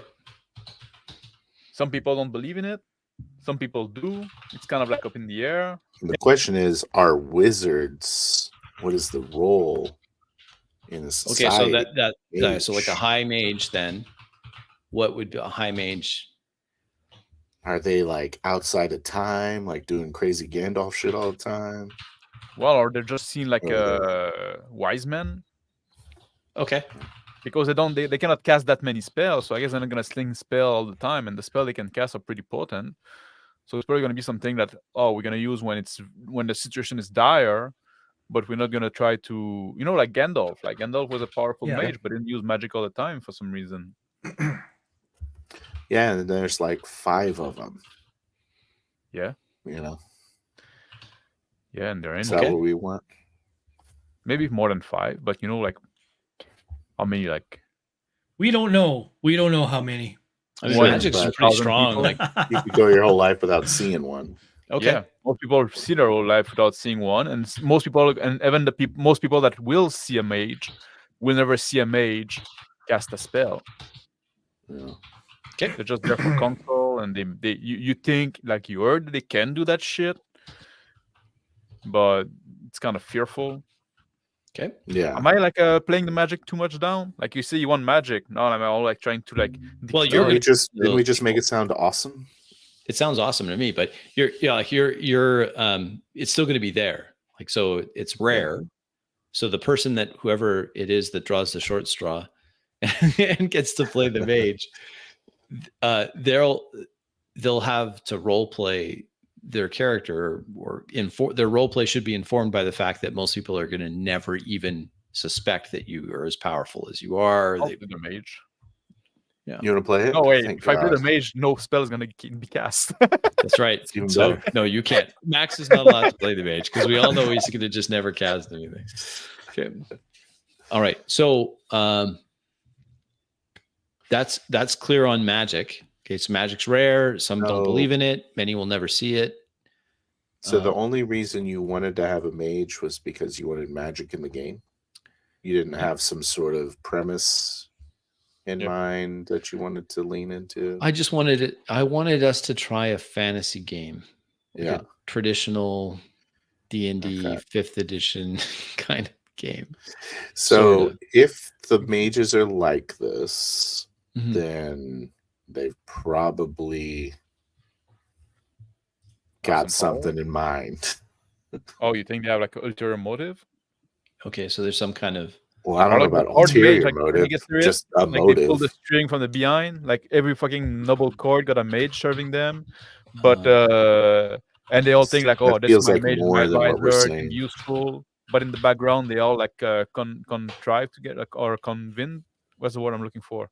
we can also limit this world where we're not talking about the entire world. We could say, well, in the starting In this kingdom, iterums. starting area, right? Yeah. So in this iterum, wherever it is, like they're secretly in charge. They're secretly in charge of the whole fucking world. Now they make Well, plan like it's not a secret anymore now. I think they're more like guardians. yeah. Yeah. They're not the boss. Like the kings still rule their kingdom, but they scheme together to Okay. like it's not Yeah, a, but they it's not a can't be it's a bothered with the secret. day-to-day. It's a secret. Yeah, exactly. It's a secret, but it's not going to be a secret for the Eye Mage, I guess. No. Okay. Whoever is going to play the Eye Mage for the other for us is going to be right, like the other character. What? Right. You do those glass candle to talk to the other Eye Mage, Yeah. and you try to influence the way of the world and how the war is going to go. Well, we're already 5th level. So you're strong. That means that we've done things. Yeah. Mhm. Yeah. What's the IS level like? Are there like a lot of 10 level mage around? No, they'd be exceptionally rare. Like maybe 1 per 1,000 years. Like very rare. So 5 level, you're pretty much up there, right? In the conspiracy. Yep, you would be. There you go. There's a mage conspiracy. Okay. They're secretly pulling the string from the shadow. See, now you're making this. Now you've made us into villains. No, you guys are gonna be. It's gonna be different. No, right? you can pull the string in from the shadow and not be the villain. Yeah. You can try to bring the world to a better place, right? From the shadow. Yeah. There's a connotation with conspiracy. Yeah. Okay. I'll play the mage. I'll play the mage. That's no problem. Yeah, all right. I'll go Excellent. for it. Thanks, Rick. Okay. I would like to try to make a mage just to see how it feels and see if that. I would like you to do that too. Okay. Just make sure he's level 5. Okay. Yeah. And use my super OP roll for stats method. So. Okay. Right, I'll do that. I'll be the mage. Okay. Power. So why are you enlisting our help here, Rick? What's your deal? Well, there is a certain situation going on hand. Obviously, let's talk about that. What are the problems in this part of the world, in this iterum? I think we should have something affecting where we live, and we must find the thing in order to stop this thing from consuming us into going into some other dimension. So smart. Like, I think that should be maybe the goal, just for so we have a thing to do for our session, and that's our. What's an Ara 2 again? It's a corrupted part of the world, a dangerous. It's like a dangerous zone. Think of it as like an irradiated zone or a freak weather where the rain kills you, that kind of thing. Oh yeah. It's so weird because but that's not solvable though. I would say. With my knowledge, we should be able to go forth and find the exact locations of these things from the ancient past. How about this? Putting this hard on a rail right now, Rick. Emerging deep. No, it's not a rail. I'm not game mastering. I'm just saying, as the wise one of the group. Do you want to be the master plan mystery game? I'm always like into mystery game, right? You have to figure out something, and like that's I think mystery games are fucking great. I'll leave it up to Crispy to figure out what it is we need to find. Take a few notes for me. Unknown. Maybe we need to. Like there's this problem. No, all those villages, like we haven't heard of them, or we go there and they're empty now, and we don't know why, and go figure out why. Are the people being kidnapped, or are they like being transported in another dimension, or some shit like that? But then it's again like figuring out why, right? Here's what I'm saying. We It's have not like oh, our- there's a big bad doing something there. Go kick his nuts, right? That's a much more like fantasy, much more simple thing to do. Yeah. So you have to think about that. Like, what kind of like challenge do you want to bring us for? Like, do you want to have this investigating games, or are we gonna take our Well, time? I like the idea of discovering the world. Like I like that. Of course, it's always challenging because we're trying to have more co-creation from the players. So, and we've already and our time constraints too. Time constraints as well. Yeah. Okay. Anything else? So if you want to do like a big bad, that's a much more simpler thing. That's true. It would be yeah. So with Rick being the mage that we've made him into, yeah, he's like, I'll grow my beard longer, of course. It's like, it's very much, he knows exactly what's going on, and he should know the solution, right? Does he? Or he doesn't, and that's why he has to go and be involved, because it's something that we have to find out. Secret society is not aware of, and since the secret society doesn't know, then no one knows, right? We have to find some of the ancient places of the old texts, the old scripts, the stuff that we need to we have to find it. We got to discover what it is that they have to cause these things to heal up in the world. That's what we're doing. That's also like a good, like a simple quest, like find the MacGuffin, basically. Exactly. Scroll, this old book, this old cube. This gives Crispy some. I've got something. I've got something here. I've got something. So he could have competitive people also looking for this kind of thing. They want to stop this, but they want to stop it under a condition. You control the people kind of idea. Who knows? He could have all there could be kinds something of like that. Like it could be something like because I want to get the desert goblins in. It could be something that there's. It's in the ancient deserts. An ancient desert, sands. but you've uncovered in some ancient text that there was this was once a verdant valley. Like this was before the desert claimed it, and now there's a major working that could be reactivated, perhaps. And we're missing half the pages of this text. And it's missing the text. Okay, so that's all good for problems. Let's talk a little bit more about what else is the world look like? Like, so what else? I've got lots of ideas there for potential problems that you can, and it would make sense then, Rick, if you're the mage pulling the strings, that you would call on the other two characters to assist in your secret, of course, whatever it is. Well, you only got 3 spells a day. I mean, you probably need a bodyguard. You need a bodyguard. Exactly. Need someone to, work the crowd. All might as well be those heroes. Mm-hmm. Oh, well, let's talk about that. Like, so what's this area that you're from? Where is it? What is it like? Except the bigger continent. Okay, small island, you said? All island, yeah. It's all islands. Okay. The big continent is the one that all went desert. Oh, okay. They want to reclaim it, so they have more room. Now they're stuck on those archipelago. Okay. Because the main continent has been deserted.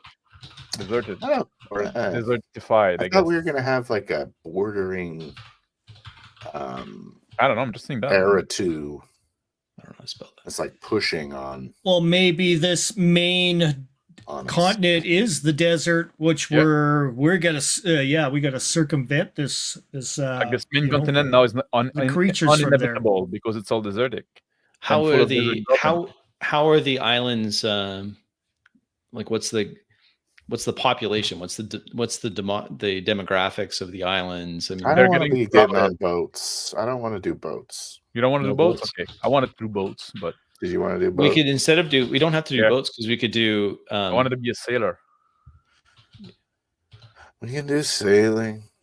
No, we don't have, it was just an idea. We don't have to do that. We can do something else. It's kind of gives you a reason to hire somebody. Yeah, true. What? How about you? We haven't had a whole lot from you, Phil. What yeah, what do you want? What do you want?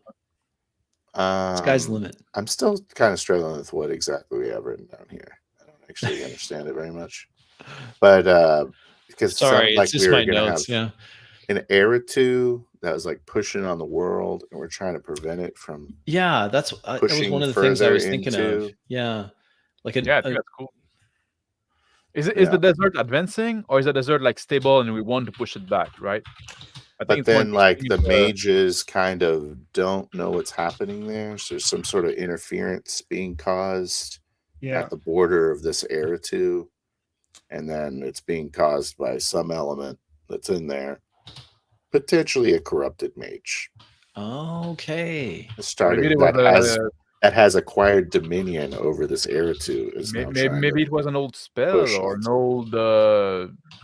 some kind of like ritual that was stopping the desert that for some reason is not holding up anymore. Yeah, some sort of ritual the mages did 1,000 years ago. And now, like, can you redo it? Can you, like, to contain the desert? Is there something else we can do? But, I don't know. And then what has caused the ritual to start to fail? Like, that's the big bad, or that's we may have to go to the source and find the tomb of the mage that created this, commune with him. So basically it's all about like climate change, right? And we need to figure out the cause of climate change and fight it. Climate change causing solar eclipses. So if this is a desert, social credit bonuses. What if this is a desert? How do people survive here? Like what's the like? Well, that's the problem. Now they all have to move. That's where the rest of the continent. That's where all the monsters live. All the what are they called? Desert goblins. Blighted? Desert goblins and blighted.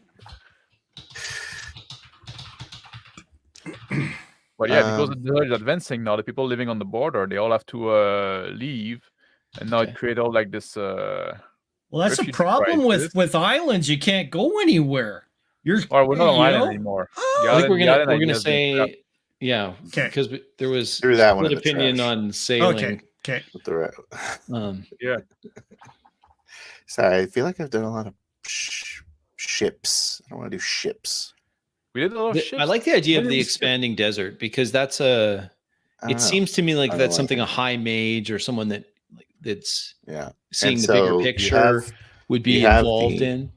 You have the original issue is we're going to go find these scripts to redo this part of the ritual. Should be in and out, no problem. And then when you get there, of course, it's fucked.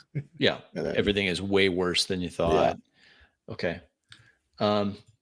Who's in charge? I mean, ultimately it's the mage, but they don't want to be seen as being in charge. So who's in charge here in the area? They want to see. What does it look like? Oh, you mean governmentally? Yeah.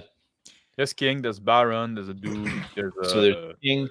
Tell me about the king. What's the king look like? His name is Leopold, and he's all right? He's not super average. He's all right. He's pretty average, right? He's a kid. He's a kid. He's not super smart. He's a kid. He's a kid. He's young. Okay, he's maybe a kid. Young. He's too young. Ooh, I like the idea of a child king. Yeah. Can it be a sultan? Oh, sure. Yeah. I like the idea of leaning into the desert motif. Or is that the guy sending us? Is a sultan, or is it like a? He's like this is the figurehead, right? That we've already established the mages are secretly pulling on the strings, but they don't. Yeah, the mortal. Well, they're like the mage are kind of like advisor to kings and sultans. Okay. Yeah. Right? So are we working? They gotta come in and slap people around to let them know. Are we working for a sultan, or are we going in the realm of a sultan? Just sounds it's his realm. In their realm, yeah. How would No, but that's the thing. The sultan is ruling the desert, and now you see the desert expanding as his kingdom expanding, and that also causes tension. What about that? One of the warriors is probably an agent of the sultan. Because that's kind of gives us the ability to enter his domain. So the sultan is not terribly upset. Prince with you. Maybe one of the warriors is a prince, like something like that. Not worried about the desert. Rule over the few people that can kind of live in the desert. Yeah. One of us is either me or Max is going to be the eunuch. to the party. The Janissaries. Okay. So that's the king, and this is a character. Is the king that send us and the Sultan on which land we go. Are those two different characters? That's a good idea. Do you want to have two? Yeah. Because then you could have the tension between the Sultan and then the king, and the king is worried about the desert and the Sultan is not. Oh, Leopold is the king and the Sultan is somebody else. No. Okay. That's fine. Sure. So I like the idea of the Sultan being like super sheltered and not knowing anything that's happening outside of his. I was thinking of the opposite, but like, we can do either. So you're saying the king is super sheltered? Yeah, the king is the one that's young, like he's being told, like, well, this is your kingdom. Now the desert is taking over. And we have this old treaties that the Sultan can rule the desert and we can rule the lush land. But now, now we're losing our land to the Sultan. So that's a problem. And the Sultan. So you're saying the Sultan is running the Aratu? Well, maybe he got something inadvertently he's or maybe he's just benefits from it, and maybe he doesn't realize that maybe he's very greedy and doesn't realize that he rely on the more lush land as well through trade. So he thinks, oh, that's good because he's gonna expand my land, but then he's not gonna have enough food for his people. So his people, Sultan could also be something that we don't rightfully know. The Sultan could be an unknown. We know of the Sultan, or maybe, but who is he? Or maybe he's the real bad guy, or maybe he's is he a bad guy? That's up to Crispy to decide, right? I like it. I like that. I think that gives us a lot of things that we could ponder, but maybe communication from him has also stopped, and that's why another one of those missed question marks. Is he expanding it on purpose? Is it something gone awry? Probably, who knows? We'll find out. Maybe he's setting outposts and guard posts near the new where he advancing those guard posts on the edge of the desert as a desert event. Yeah. Okay. And now there's all kind of political tension there. There we go. We put some conflict in the world. Yeah, there's some conflict in the world. Like, perfect. There's lots for you to glom onto there. There's tons. Anything else about the world that would be useful? Yeah, the Sultan and his people, they're quite into necromancy and shit like that. There you go. That's from Shaw. Okay, yeah, that's good. Yeah, we could do that. Absolutely. There's a necromancy is one of the mage things you can choose, right? There's high mage, necromancer, healer, and is the high mage of the Sultan been corrupted? That's a question. We'll find out. High mage,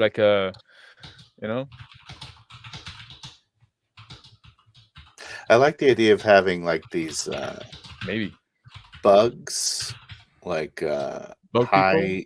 Like mind control earwigs, like from Wrath of Khan. Something to think about. Maybe there are such a thing in Worlds Without Number. There is like that kind of mind control outsiders. It's just a way to deal with traitors. Chicken hearts. It takes away your free will. And becomes a drone. I gotta write it down. Chicken hearts. Yeah. I think this can involve a lot of just between you and me, Crispy. We'll talk a little bit more about like the underlings of the magic as far as I know of it. Sure. And then if Max is choosing the Sultan, Leopold's, whatever what were we saying? His guard or the guy that's coming along with us. Level 2 mage. You're gonna play a level 2 mage. Make more than one. Yeah, I want to play the guy from The Mummy that wears the black turban. Like he's the secret society. Oh, that guy. So it's kind of like the resistant. Okay. So he's there's a he's resistance. like a freedom fighter that fights against the Sultan. Fights against the Sultan. He knows his way around the land. Okay. And we're using you as a scout. Are you going to be a specialist? So you would know things that we wouldn't know. And then of course if Max is playing another character which is kind of, divulging information from Leopold, he would know certain things that we wouldn't know. So it would keep things cool. He doesn't know anything. Just a I was little bit joking about that. It's like double down on the mage. Just gonna press. Okay, good. So we've got Rick, because Rick, you and I can touch base, but you were essentially an agent of. So this is Rick, mage.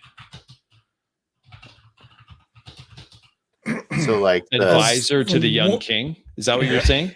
Leopold, yeah. The Sultan has stopped like sending aid to the villages that are near the Aratu. Okay. And so we've developed a sort of citizens force. It's all pretty badass. In case you were wondering if it was badass. But are you known to the Sultan? Like, does he think that you're on his side and that you're like go out? You can walk around among higher society and shit like that. That's just something you'll have to find out when you ask about my backstory. Yeah. But I want to know now. No. Keep it a secret. This new Max that stands while he's doing videos is totally different than the old Max. I'm actually the Sultan's good. Much more twin. dynamic. I like it. All right. Okay, so we've got a pretty good idea, or I've got a pretty good idea of some conflicts that we can use. It's starting to take shape. I've got Phil. You're okay with this idea that you're the native to the desert type. I'm not a goblin, but I'm happy with it. Now that would mean you're playing a scout freedom fighter, some kind of martial class, or are you okay with that? Yeah. Or an expert? You could be an expert. Probably not. No. Okay. So you can be an adventurer, part warrior, part expert. Yeah, you could do adventure. Or you can be warrior. What do you want to be? What do you think? So you're saying there's if you're going to lead the militia, then I would say warrior, right? Because you're leading the militia. But I want to be like, yeah. I think I can get by with 3 skill points at level. Yeah, I'm sure you can. So you're going to be the warrior. Yeah. Okay. Rick is mage. Rick, you are a brave man. Okay. We already knew that. All right, but where would you fit in, Max? I'm sent to guide the mage to help him on this way. Oh, okay. And protect him. So I'm gonna be an adventurer, part warrior, part expert. Probably. Okay. Yeah. Maybe I should be. So this is now. How much is your mage? Oh, sorry. Go ahead, Phil. Sorry. I said maybe I should do that too. Like I kind of want to be a little stealthy. I want to be able to ride a horse. Yeah, sure. I need all my combat. Mm-hmm. So I don't know if that's. Well, you can pick a background that would work for that. I should be a leader. Yeah, I'm very careful. People listen to me. Yeah, absolutely. You can choose a background that'll help you with those skills. Okay. And then you'll have focus and other skill points that you can spend to get. Let's just say I'm also the adventurer. Okay. Well, then I'll maybe do something else then. Good. So you want to be the adventurer? Should be a warrior anyways. Why? No, because I'm also sending to your bodyguard. Here's an idea, Max. Tell me what you think about this. In the deluxe version of the rules, there's some. Yeah, I know. There's some extra classes. I'm not saying an elf. And no. I'm not suggesting you play an elf. There is a specific. There's a class that I thought might be interesting. Is if you're going to be the companion of the mage. Yeah. And what is it here?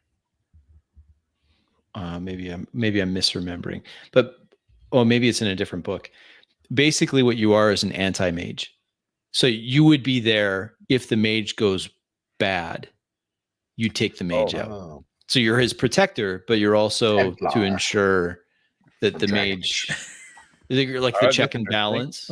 That's interesting. I'll be done with that. But also, what I was thinking, maybe I could be like a adventurer, but part warrior, part mage. Okay, so here's some others. What's this? Like, maybe I was like a part mage. You want to do a part mage because there's something called a skin shifter. No, but like like the adventurer, right? You pick like it's kind of like a mix between two classes, right? Yeah. No, I know what you're saying. Yes. If Phil is doing like the adventurer, doing part warrior, part expert, you can do a different type of I adventurer. can do adventurer, part warrior, part mage, and maybe that's the thing with my guy, right? Maybe he was a prospect of becoming a mage, didn't quite make the cut, so now he's just becoming like this guard, right? He kind of know a bit of stuff. He can be somewhat useful, but. Let me show you what the options are, and we can discuss which one best fits what you want to do. Yeah. So let's look at this.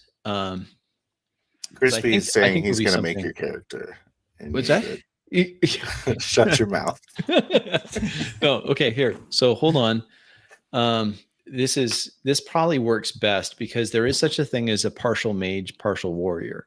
Yeah. And let me just show it to you, and you can get an idea of what you give up and what you gain. Okay, so the partial mage. All right, I'm gonna share this other one here because like in the base rules, right? There's like this is the base rules: mage, the warrior, the expert, and then the adventurer, and then the adventurer. And the adventurer, I have the adventurer page up right here. Yep. And let me just get it so you can see a little better. Partial expert, partial mage. So the adventurer is a mix of the two, right? Yeah. So you can be a spell singing swordsman, right? Partial mage, partial warrior, which is what you were talking about, correct? Yeah. Is that? Well, at first I was talking about partial expert, partial warrior, but then Phil wanted to get this idea. Oh, Phil, dang it! We could both do that if you want to. So if you are a partial mage, you gain that arcane tradition, which means you get to pick a magical tradition for your powers. Now, your magical tradition doesn't have to be high mage. There are other types of mage that you could look through in the base rules and decide.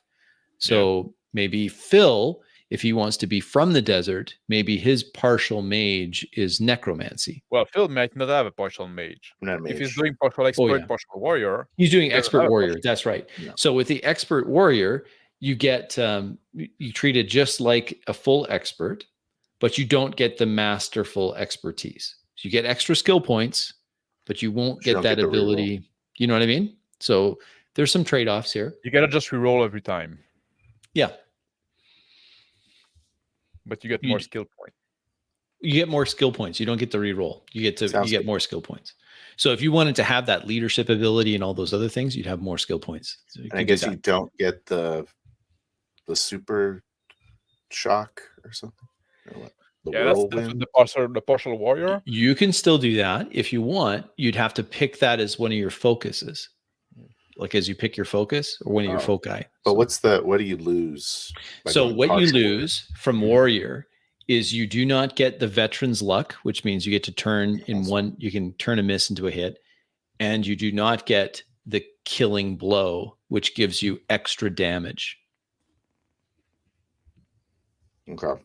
But you get the better to hit roll. Yeah. So if you're a partial, you do. You get a decent attack bonus.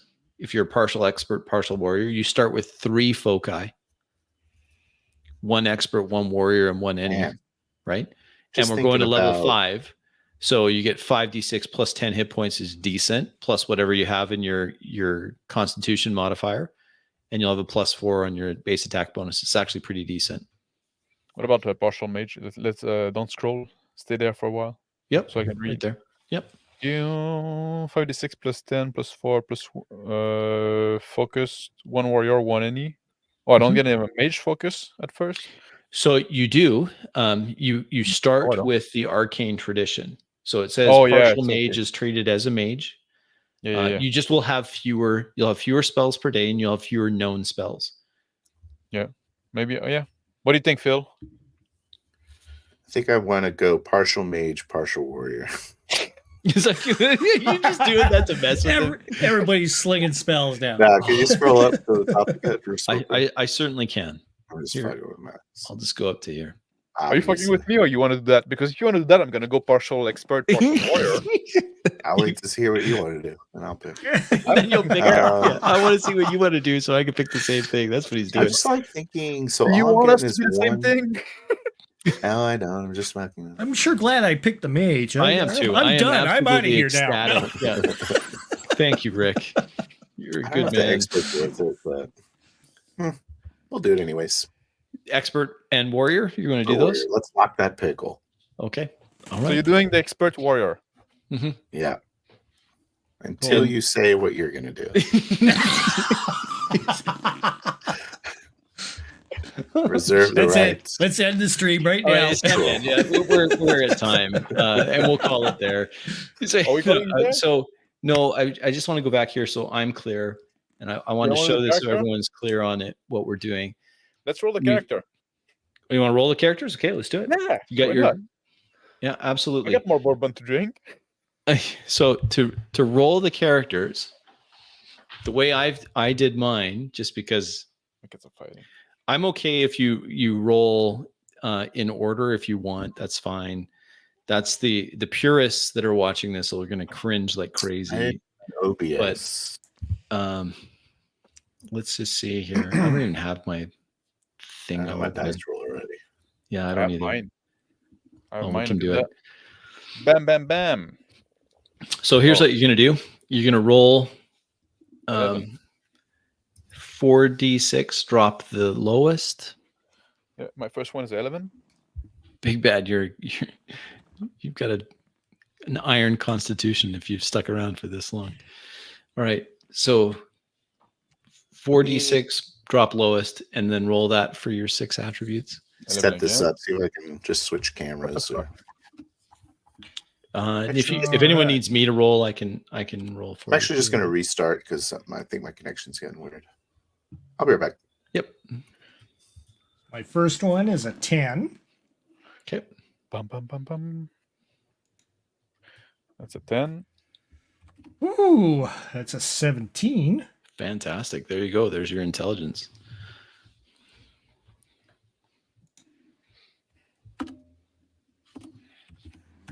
$12. That's a 15. There you go. Yeah, that's good. Oh, there's my dump stat. Okay. Now, keep in mind, in the game, Yeah, 14. you can change 1 to 14. So, And my last one. Oh, that's nice. a 14. Yeah, 14 plus 1. So I can change 1 for 14. Anyone? Yep. Yeah, you can change one of them to a 14. So I'm going to change my 10 to 14. Yep. And then gives it a plus 1. Yeah, And then so just that's assign. 11, 11, 14, 15, 12, 14. Yeah, that's fine. So that's 3 plus 1. Yep. And then And all no the rest is negatives. 0. That's fine. Yep. So strength, dex, con. Just gonna put like. Oh, and I will post these character sheets that I was using because they're pretty decent. This one's pretty decent. I'll post that in the Discord for you. cool. Because it is form fillable. It's kind of nice. So I changed my 14 to a 14. yeah. So I have a 10, 11, 12, 13, 14, and 17. Perfect. That's what I got. Yeah, that's decent. Okay. Who's playing the dwarfiest dwarf? Yeah, that's right. Desert. There you go. Strength 15, dex 12, con 14, wisdom 11, intelligence 14, charisma 14, 11. Perfect. Excellent. Yeah. That's great. That should be no problem. And I'll just let me put this in the Discord now. So if you want the character sheet, let's see here. Oh, Big Bad, I just saw your suggestion. That's really cool. I might do that. Yeah. Dwarf, yes, dwarf, remember? No, not that. He sent me something privately What? which is secret, and we'll leave it a secret. Okay. Okay, so I'm going to upload a file here. Gentlemen, this will be the character sheet if you want to use it. I think it works great. and it's in the Discord for you. Awesome. So I have to turn on All Discord again.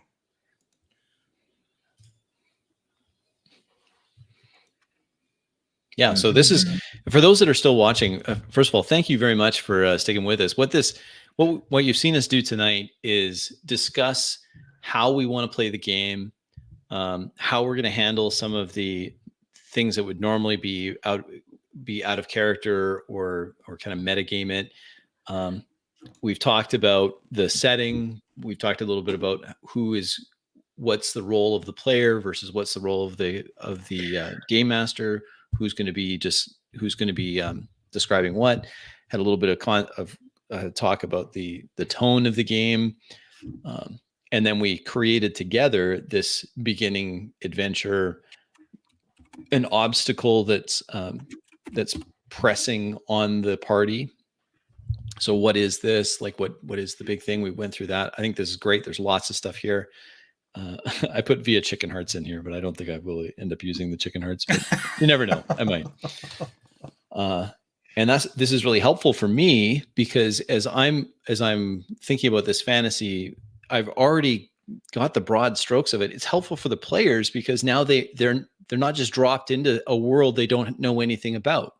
They know some things about this. We're invested now. We have our, we have our ideas. Yeah. It makes. Sorry, Rick, go ahead. No, it makes for, where we get to do what we want to do as players. Yes. Technically. So, you're not Crispy is not forcing us to do a certain thing. It's so we can all have a cool thing that we want to do. That's the thing. Yeah, I think it's helpful to do this. I've done this in my in-person game and it's been a big hit. Players were excited to be able to, hey, well, what I think it'd be cool if we had this. I'm like, great, let's put that in there. Or can we have that? Well, this is the time to do that so that we can avoid those types of questions when we're playing the game. So we don't want to have situations the way we play it. Kind of, it's jarring for us when someone has to stop and say, hey, would I know if this desert has been here for a long time? Would I know if the king is who the king is? And now, we have ownership, and we don't feel like we're going into the world of the GM. We're going into the world of those characters, right? So we can make assumptions. We can just it free us to put stuff on the fly. It's exactly. It does for you to do things on the fly. It also makes more sense in that I've already set the parameters. I'd like you to start at 5th level, which means you've existed for some time. Yep. Now you can start thinking about, backstories that would actually work. Like, what were you doing before? Like, for example, Max has already said, well, I had ambitions to be a mage, but it didn't work out. Now I'm still kind of involved, but I'm not directly involved. I'm not a full high mage. I've gone this other route. And I think that's really cool. I like that. And that now it makes sense that I provide Rick with some additional information because he's connected to, he's in the inner circle, and that makes sense. And likewise, if I wasn't quite sure, Phil's back. Excellent. So we want to, with Phil's character, it makes sense then that he would have some more local knowledge, and I'll just make sure that he has that local knowledge for the desert. He knows how to survive in the desert. He knows some of the people there. He's got connections already. We spent quite a bit of time talking about how to use the connect skill. Well, here's an example. Phil would have his character as he's described it to me.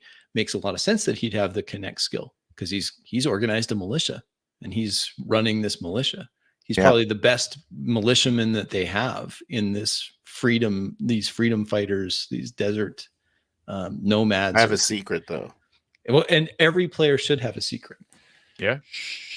Don't say that. Don't say the secret. Yeah. And you'll notice when I pull my turban off and I have a long, beautiful flowing hair. Oh, Great nice secret, Phil. Your secret I is was that going to you're challenge someone. I was going to challenge someone to play a female character. I was going to say, I wonder if one of you guys would do I it. thought you were just like your secret was that you're sick. He's sick, yeah. Well, sort of. I'm a leper. Turns out I'm a leper. No, not He's an sick in elf. that sense. Like sick, He's like an elf. you go with a turban with the long hair underneath. Yeah. It's normal in my culture. How Yeah, dare you. exactly. Yeah. Exactly.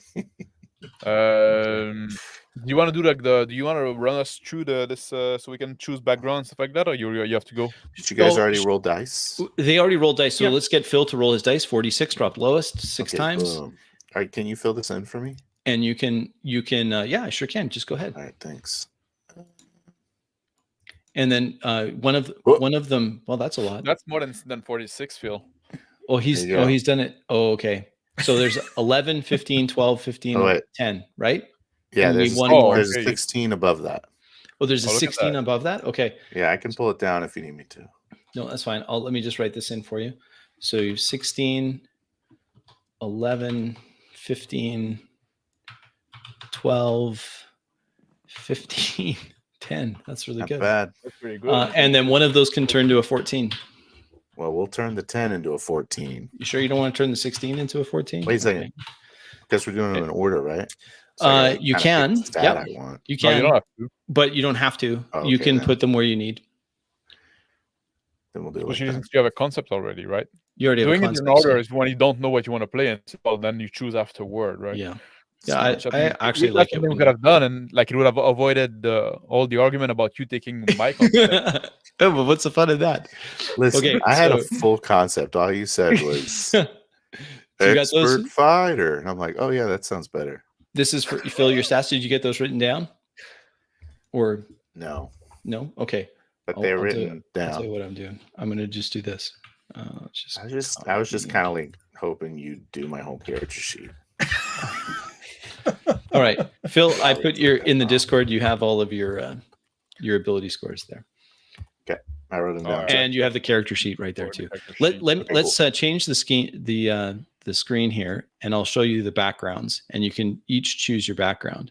We already have your classes picked, so this will be the last thing we need to do together potentially. Okay. What's the name of the Um, campaign of this session? That's a good question. What should we call this? Everyone has cool names. I have a hard time coming up with a cool name. Desert encroaching.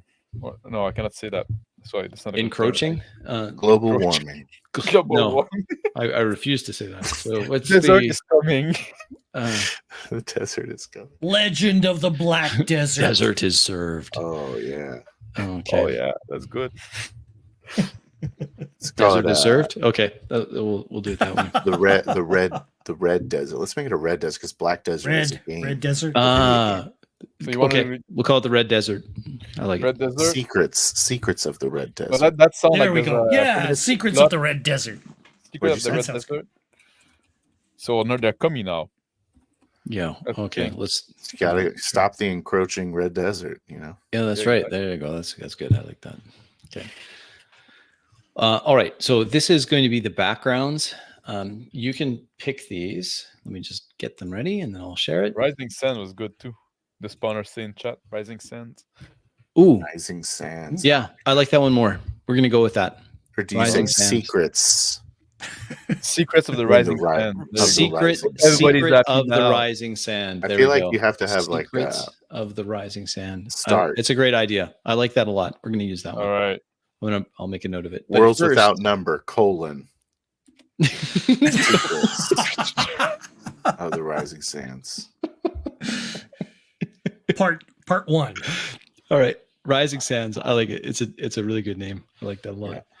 All right, so let's share this Feel with like you. you're kind of dropping the secrets, but that's cool. No, it could be No, Secrets it of the is Rising Secret of the Sands. Rising Sand. Okay. Secret of the Rising Sands. All right. I like Are we it. So rolling basically, we're this? just sending the red for Rising. So But you do the not desert have to can roll still be this. red. Okay. You can pick it if you want. You can roll it or you can pick it. So if you look Okay. at these, you can see that the backgrounds are traditionally they're more employment based, right? So Yes. if you look at it here, there is noble Rick, if you wanted to do that. This is pre level 1? This is pre-level 1. Yeah. Okay, so we've already lived beyond. And then this. when you pick those, then we'll do the what you can do in the, because each background. Let me just skip ahead a little bit so you can see. An artisan, you can either take you always get the free skill, so you're going to get craft 0 on that. Then you can either take the quick skills, which will be trade and connect, or alternatively, you can roll 3 times. No, 2 times. Pick 2. So pick 2 from learning, roll 3 options. from I'll go here. I'm messing this up. Yeah, you either gain the 2 quick. Yes. You pick or you roll twice on the learn. Yes. Or you roll 3 times. 3 times, and you can split it however you want. Yeah. No. I uploaded a choose book, one method.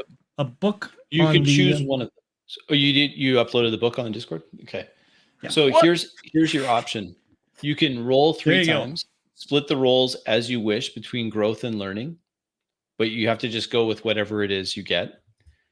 Or you pick 2 skills from the background's learning table, except for the any skill. You can't pick that. Or you just go with the quick. So here's what it looks like. Yeah, do one, please. So if I chose artisan as my background, and I get the free skill, craft 0, I get that. That's mine. Okay. Then I could just say, to be done with it, I'm just going to take trade 0 and connect 0, and then I'm done. That's it for my background. Or I take my free craft and I pick 2 from the learning table. That's this one here. I can pick 2 of them. So I say, okay, I'm going to take craft, and then I'm going to pick 2 of these. I think you got it wrong. This is right here. Except for the any skill. Oh, okay. No, it's just like, why is it retarded that they put like the learning on the far end? I don't know. They did. That's where it is. So that's, you actually pick those. So I'm going to do convince, and I'm going to do that. Or you can roll 3 times, and you can split it between either growth or learning. So you can do 2 growth and 1 learning, or you can split them. You roll 3 times, splitting the rolls as you wish between growth and learning for your background. So you choose before you roll, eh? Yep. Okay, well, definitely rolling then. Okay. Good, excellent. That's fun. So does everyone have a background picked? That makes sense. Oh. I think I'm gonna go noble. Noble? Well, I'm also going noble, so that's a fun coincidence. Oh, you don't go nomad? You're not going to do nomad?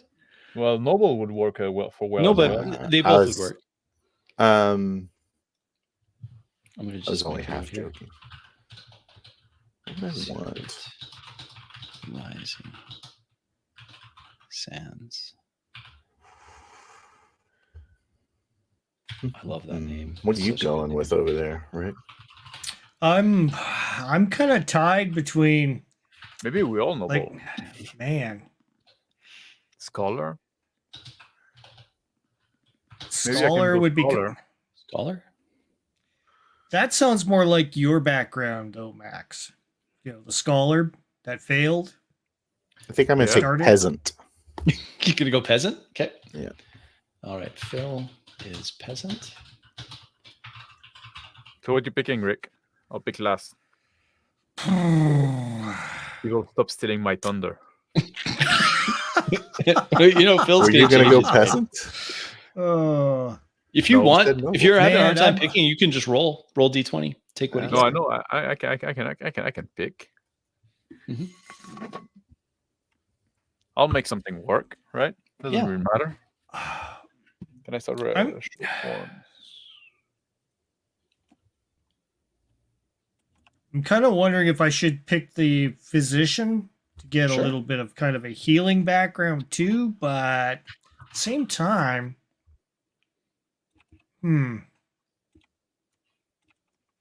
because the mages they're educated, but they're also pulling the strings. They're very political.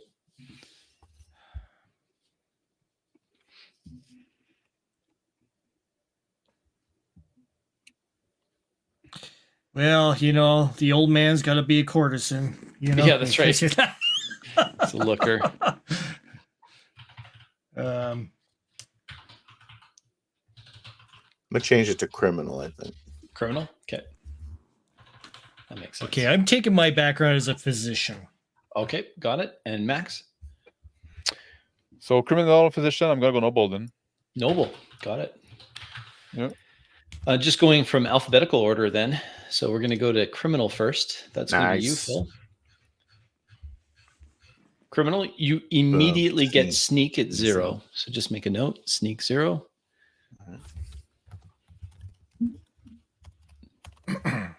Then you get to choose. You don't have to choose all of your roles at first. So you can say, I'm going to start my first role at growth, and then I'll go learning, and then I'll go back to growth. Or you can say growth, then learning. Let's talk power gaming. So if I take 2 + 2 mental, yes, what does that give you? Nothing. So it depends on where you put your mental, because looking at your stats here, you have a attribute stat bonus at change? 16. So depending on where you put that stat, if you add 2 to that stat, it would put you at 18, which gives you a +2 instead of a +1. So when does the +1 start? +1 starts at 14. Oh, wow. Okay. Stats are garbage. You already have really good stats, so I'm not sure. Yeah, that you that do would have help. very good start, motherfucker. I think you might just want to do 3 in learning. What's wrong with having more good stats? So here's something else that if you roll learning and you get any combat, then you could choose whether that's punch, stab, or shoot. Yeah.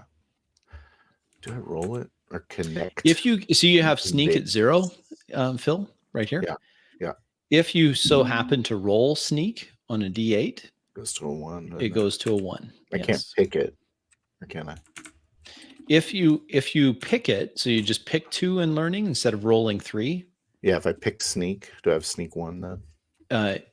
If you pick the sneak, only way that makes sense, I guess. Yeah, I don't know that it would make sense. I think if you're going to pick sneak, you're probably better to roll D8 3 times, honestly. But you could roll D8 3 times on learning. Well, you can roll some D8, some D6. Yeah, you can. But you can roll D6 and get a 6 because they're lame. All right. So your first one.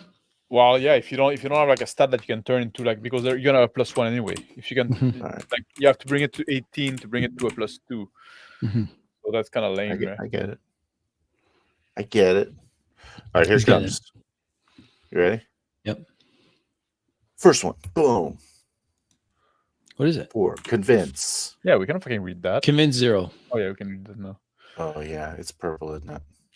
Damn. Okay. All right, here goes the second one. Yep. Boom. Connect. 3. Connect. Gosh. Right on. He's got connect. I was hoping he'd have connect. Okay.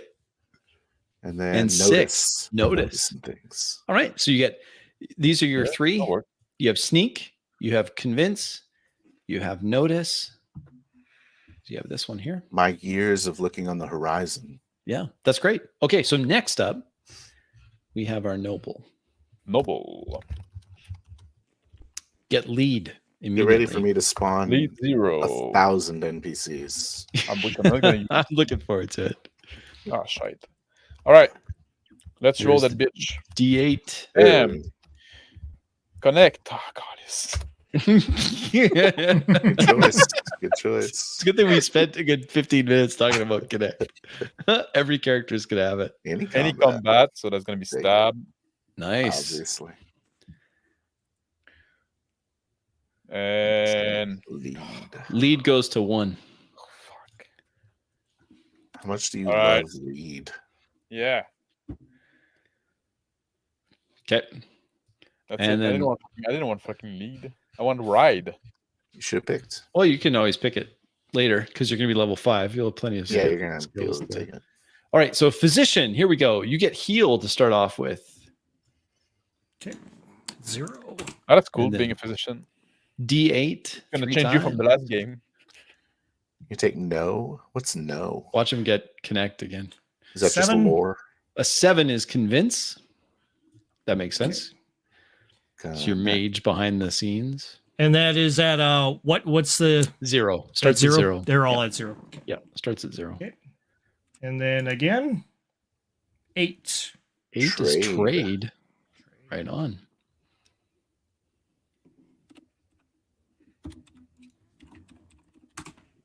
Okay. What's this? Yeah. 2. Connect. Fuck, we all have to connect. Yep, that's okay. This is good. It's a 4D game, so we'll have a lot of very friendly. Connect. Okay. Now, Rick, you are a mage, and we have a partial mage. So when it comes to that, you're gonna have to look into the book where it has the magic section.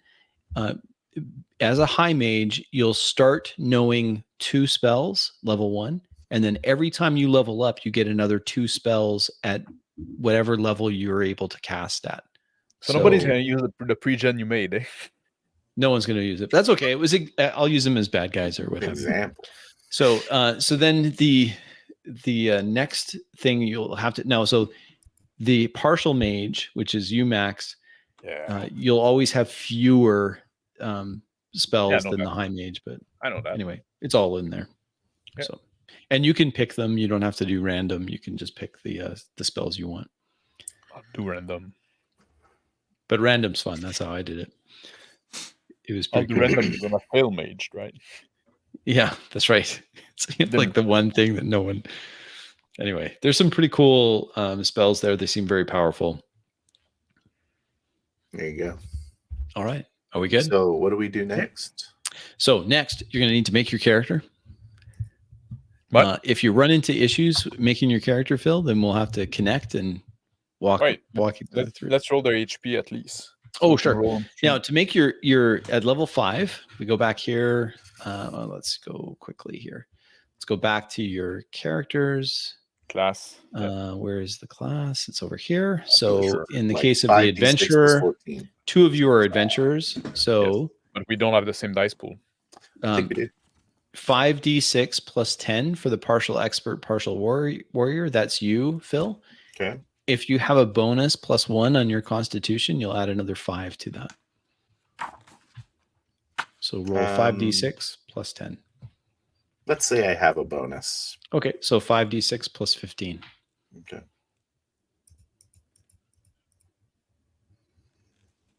Is that Perfect. 19? 19 plus 15. Plus 15. 34 hit points. All right. Now we've got the partial mage, partial warrior. Yes, you were the 5d6 same. plus 10. Oh, yeah. 5d6 plus 10 if you don't have a plus 1 on your constitution. I think you I did do have have a plus so 1. you did have 5d6 plus 15. Wow. Look at that. What a great roll that is. Are you serious?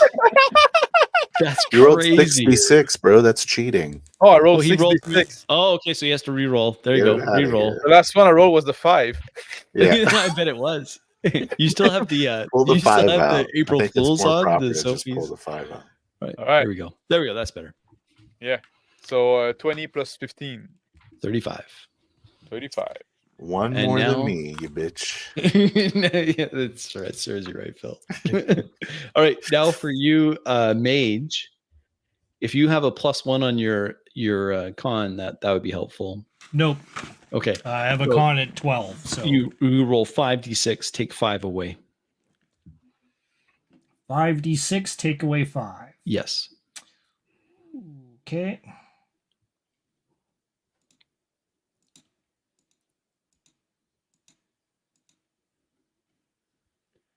And take away 5 would be Solid 14. 14? Yep. Okay. So you'd have 14 hit points. Not a ton.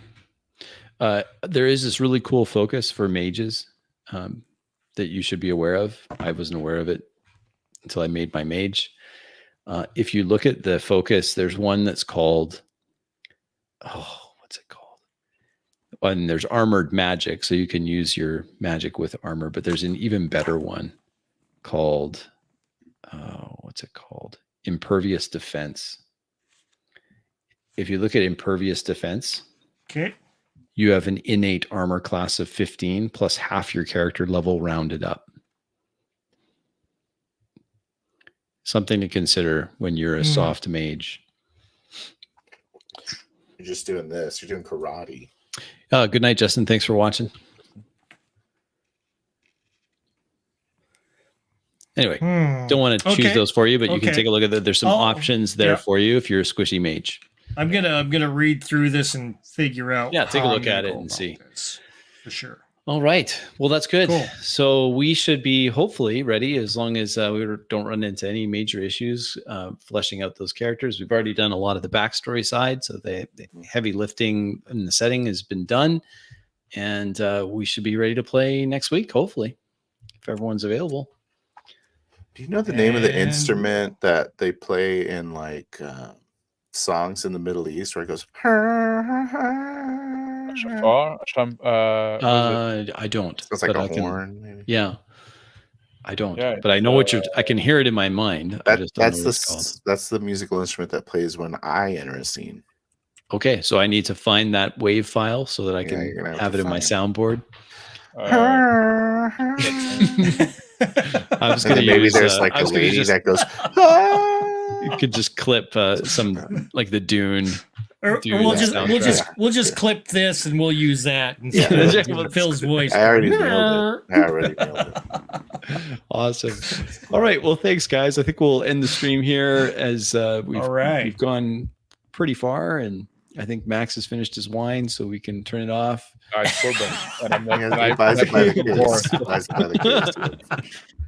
Thank you so much for your time. Again, different one this week, but yeah, this is what we do typically when we're getting stuff ready. The social contract's a little new, but I'm glad we did that. That was time well spent for me. Thanks for watching. Thanks for everyone that watches on the replay. Please subscribe to the gentleman's channels below. You've got Phil the Thrill, 28mm RPG, and Reactionary Principle Gaming with Max Boivin, and myself. I'm Table Runner Crispy. Until next time, thanks for watching.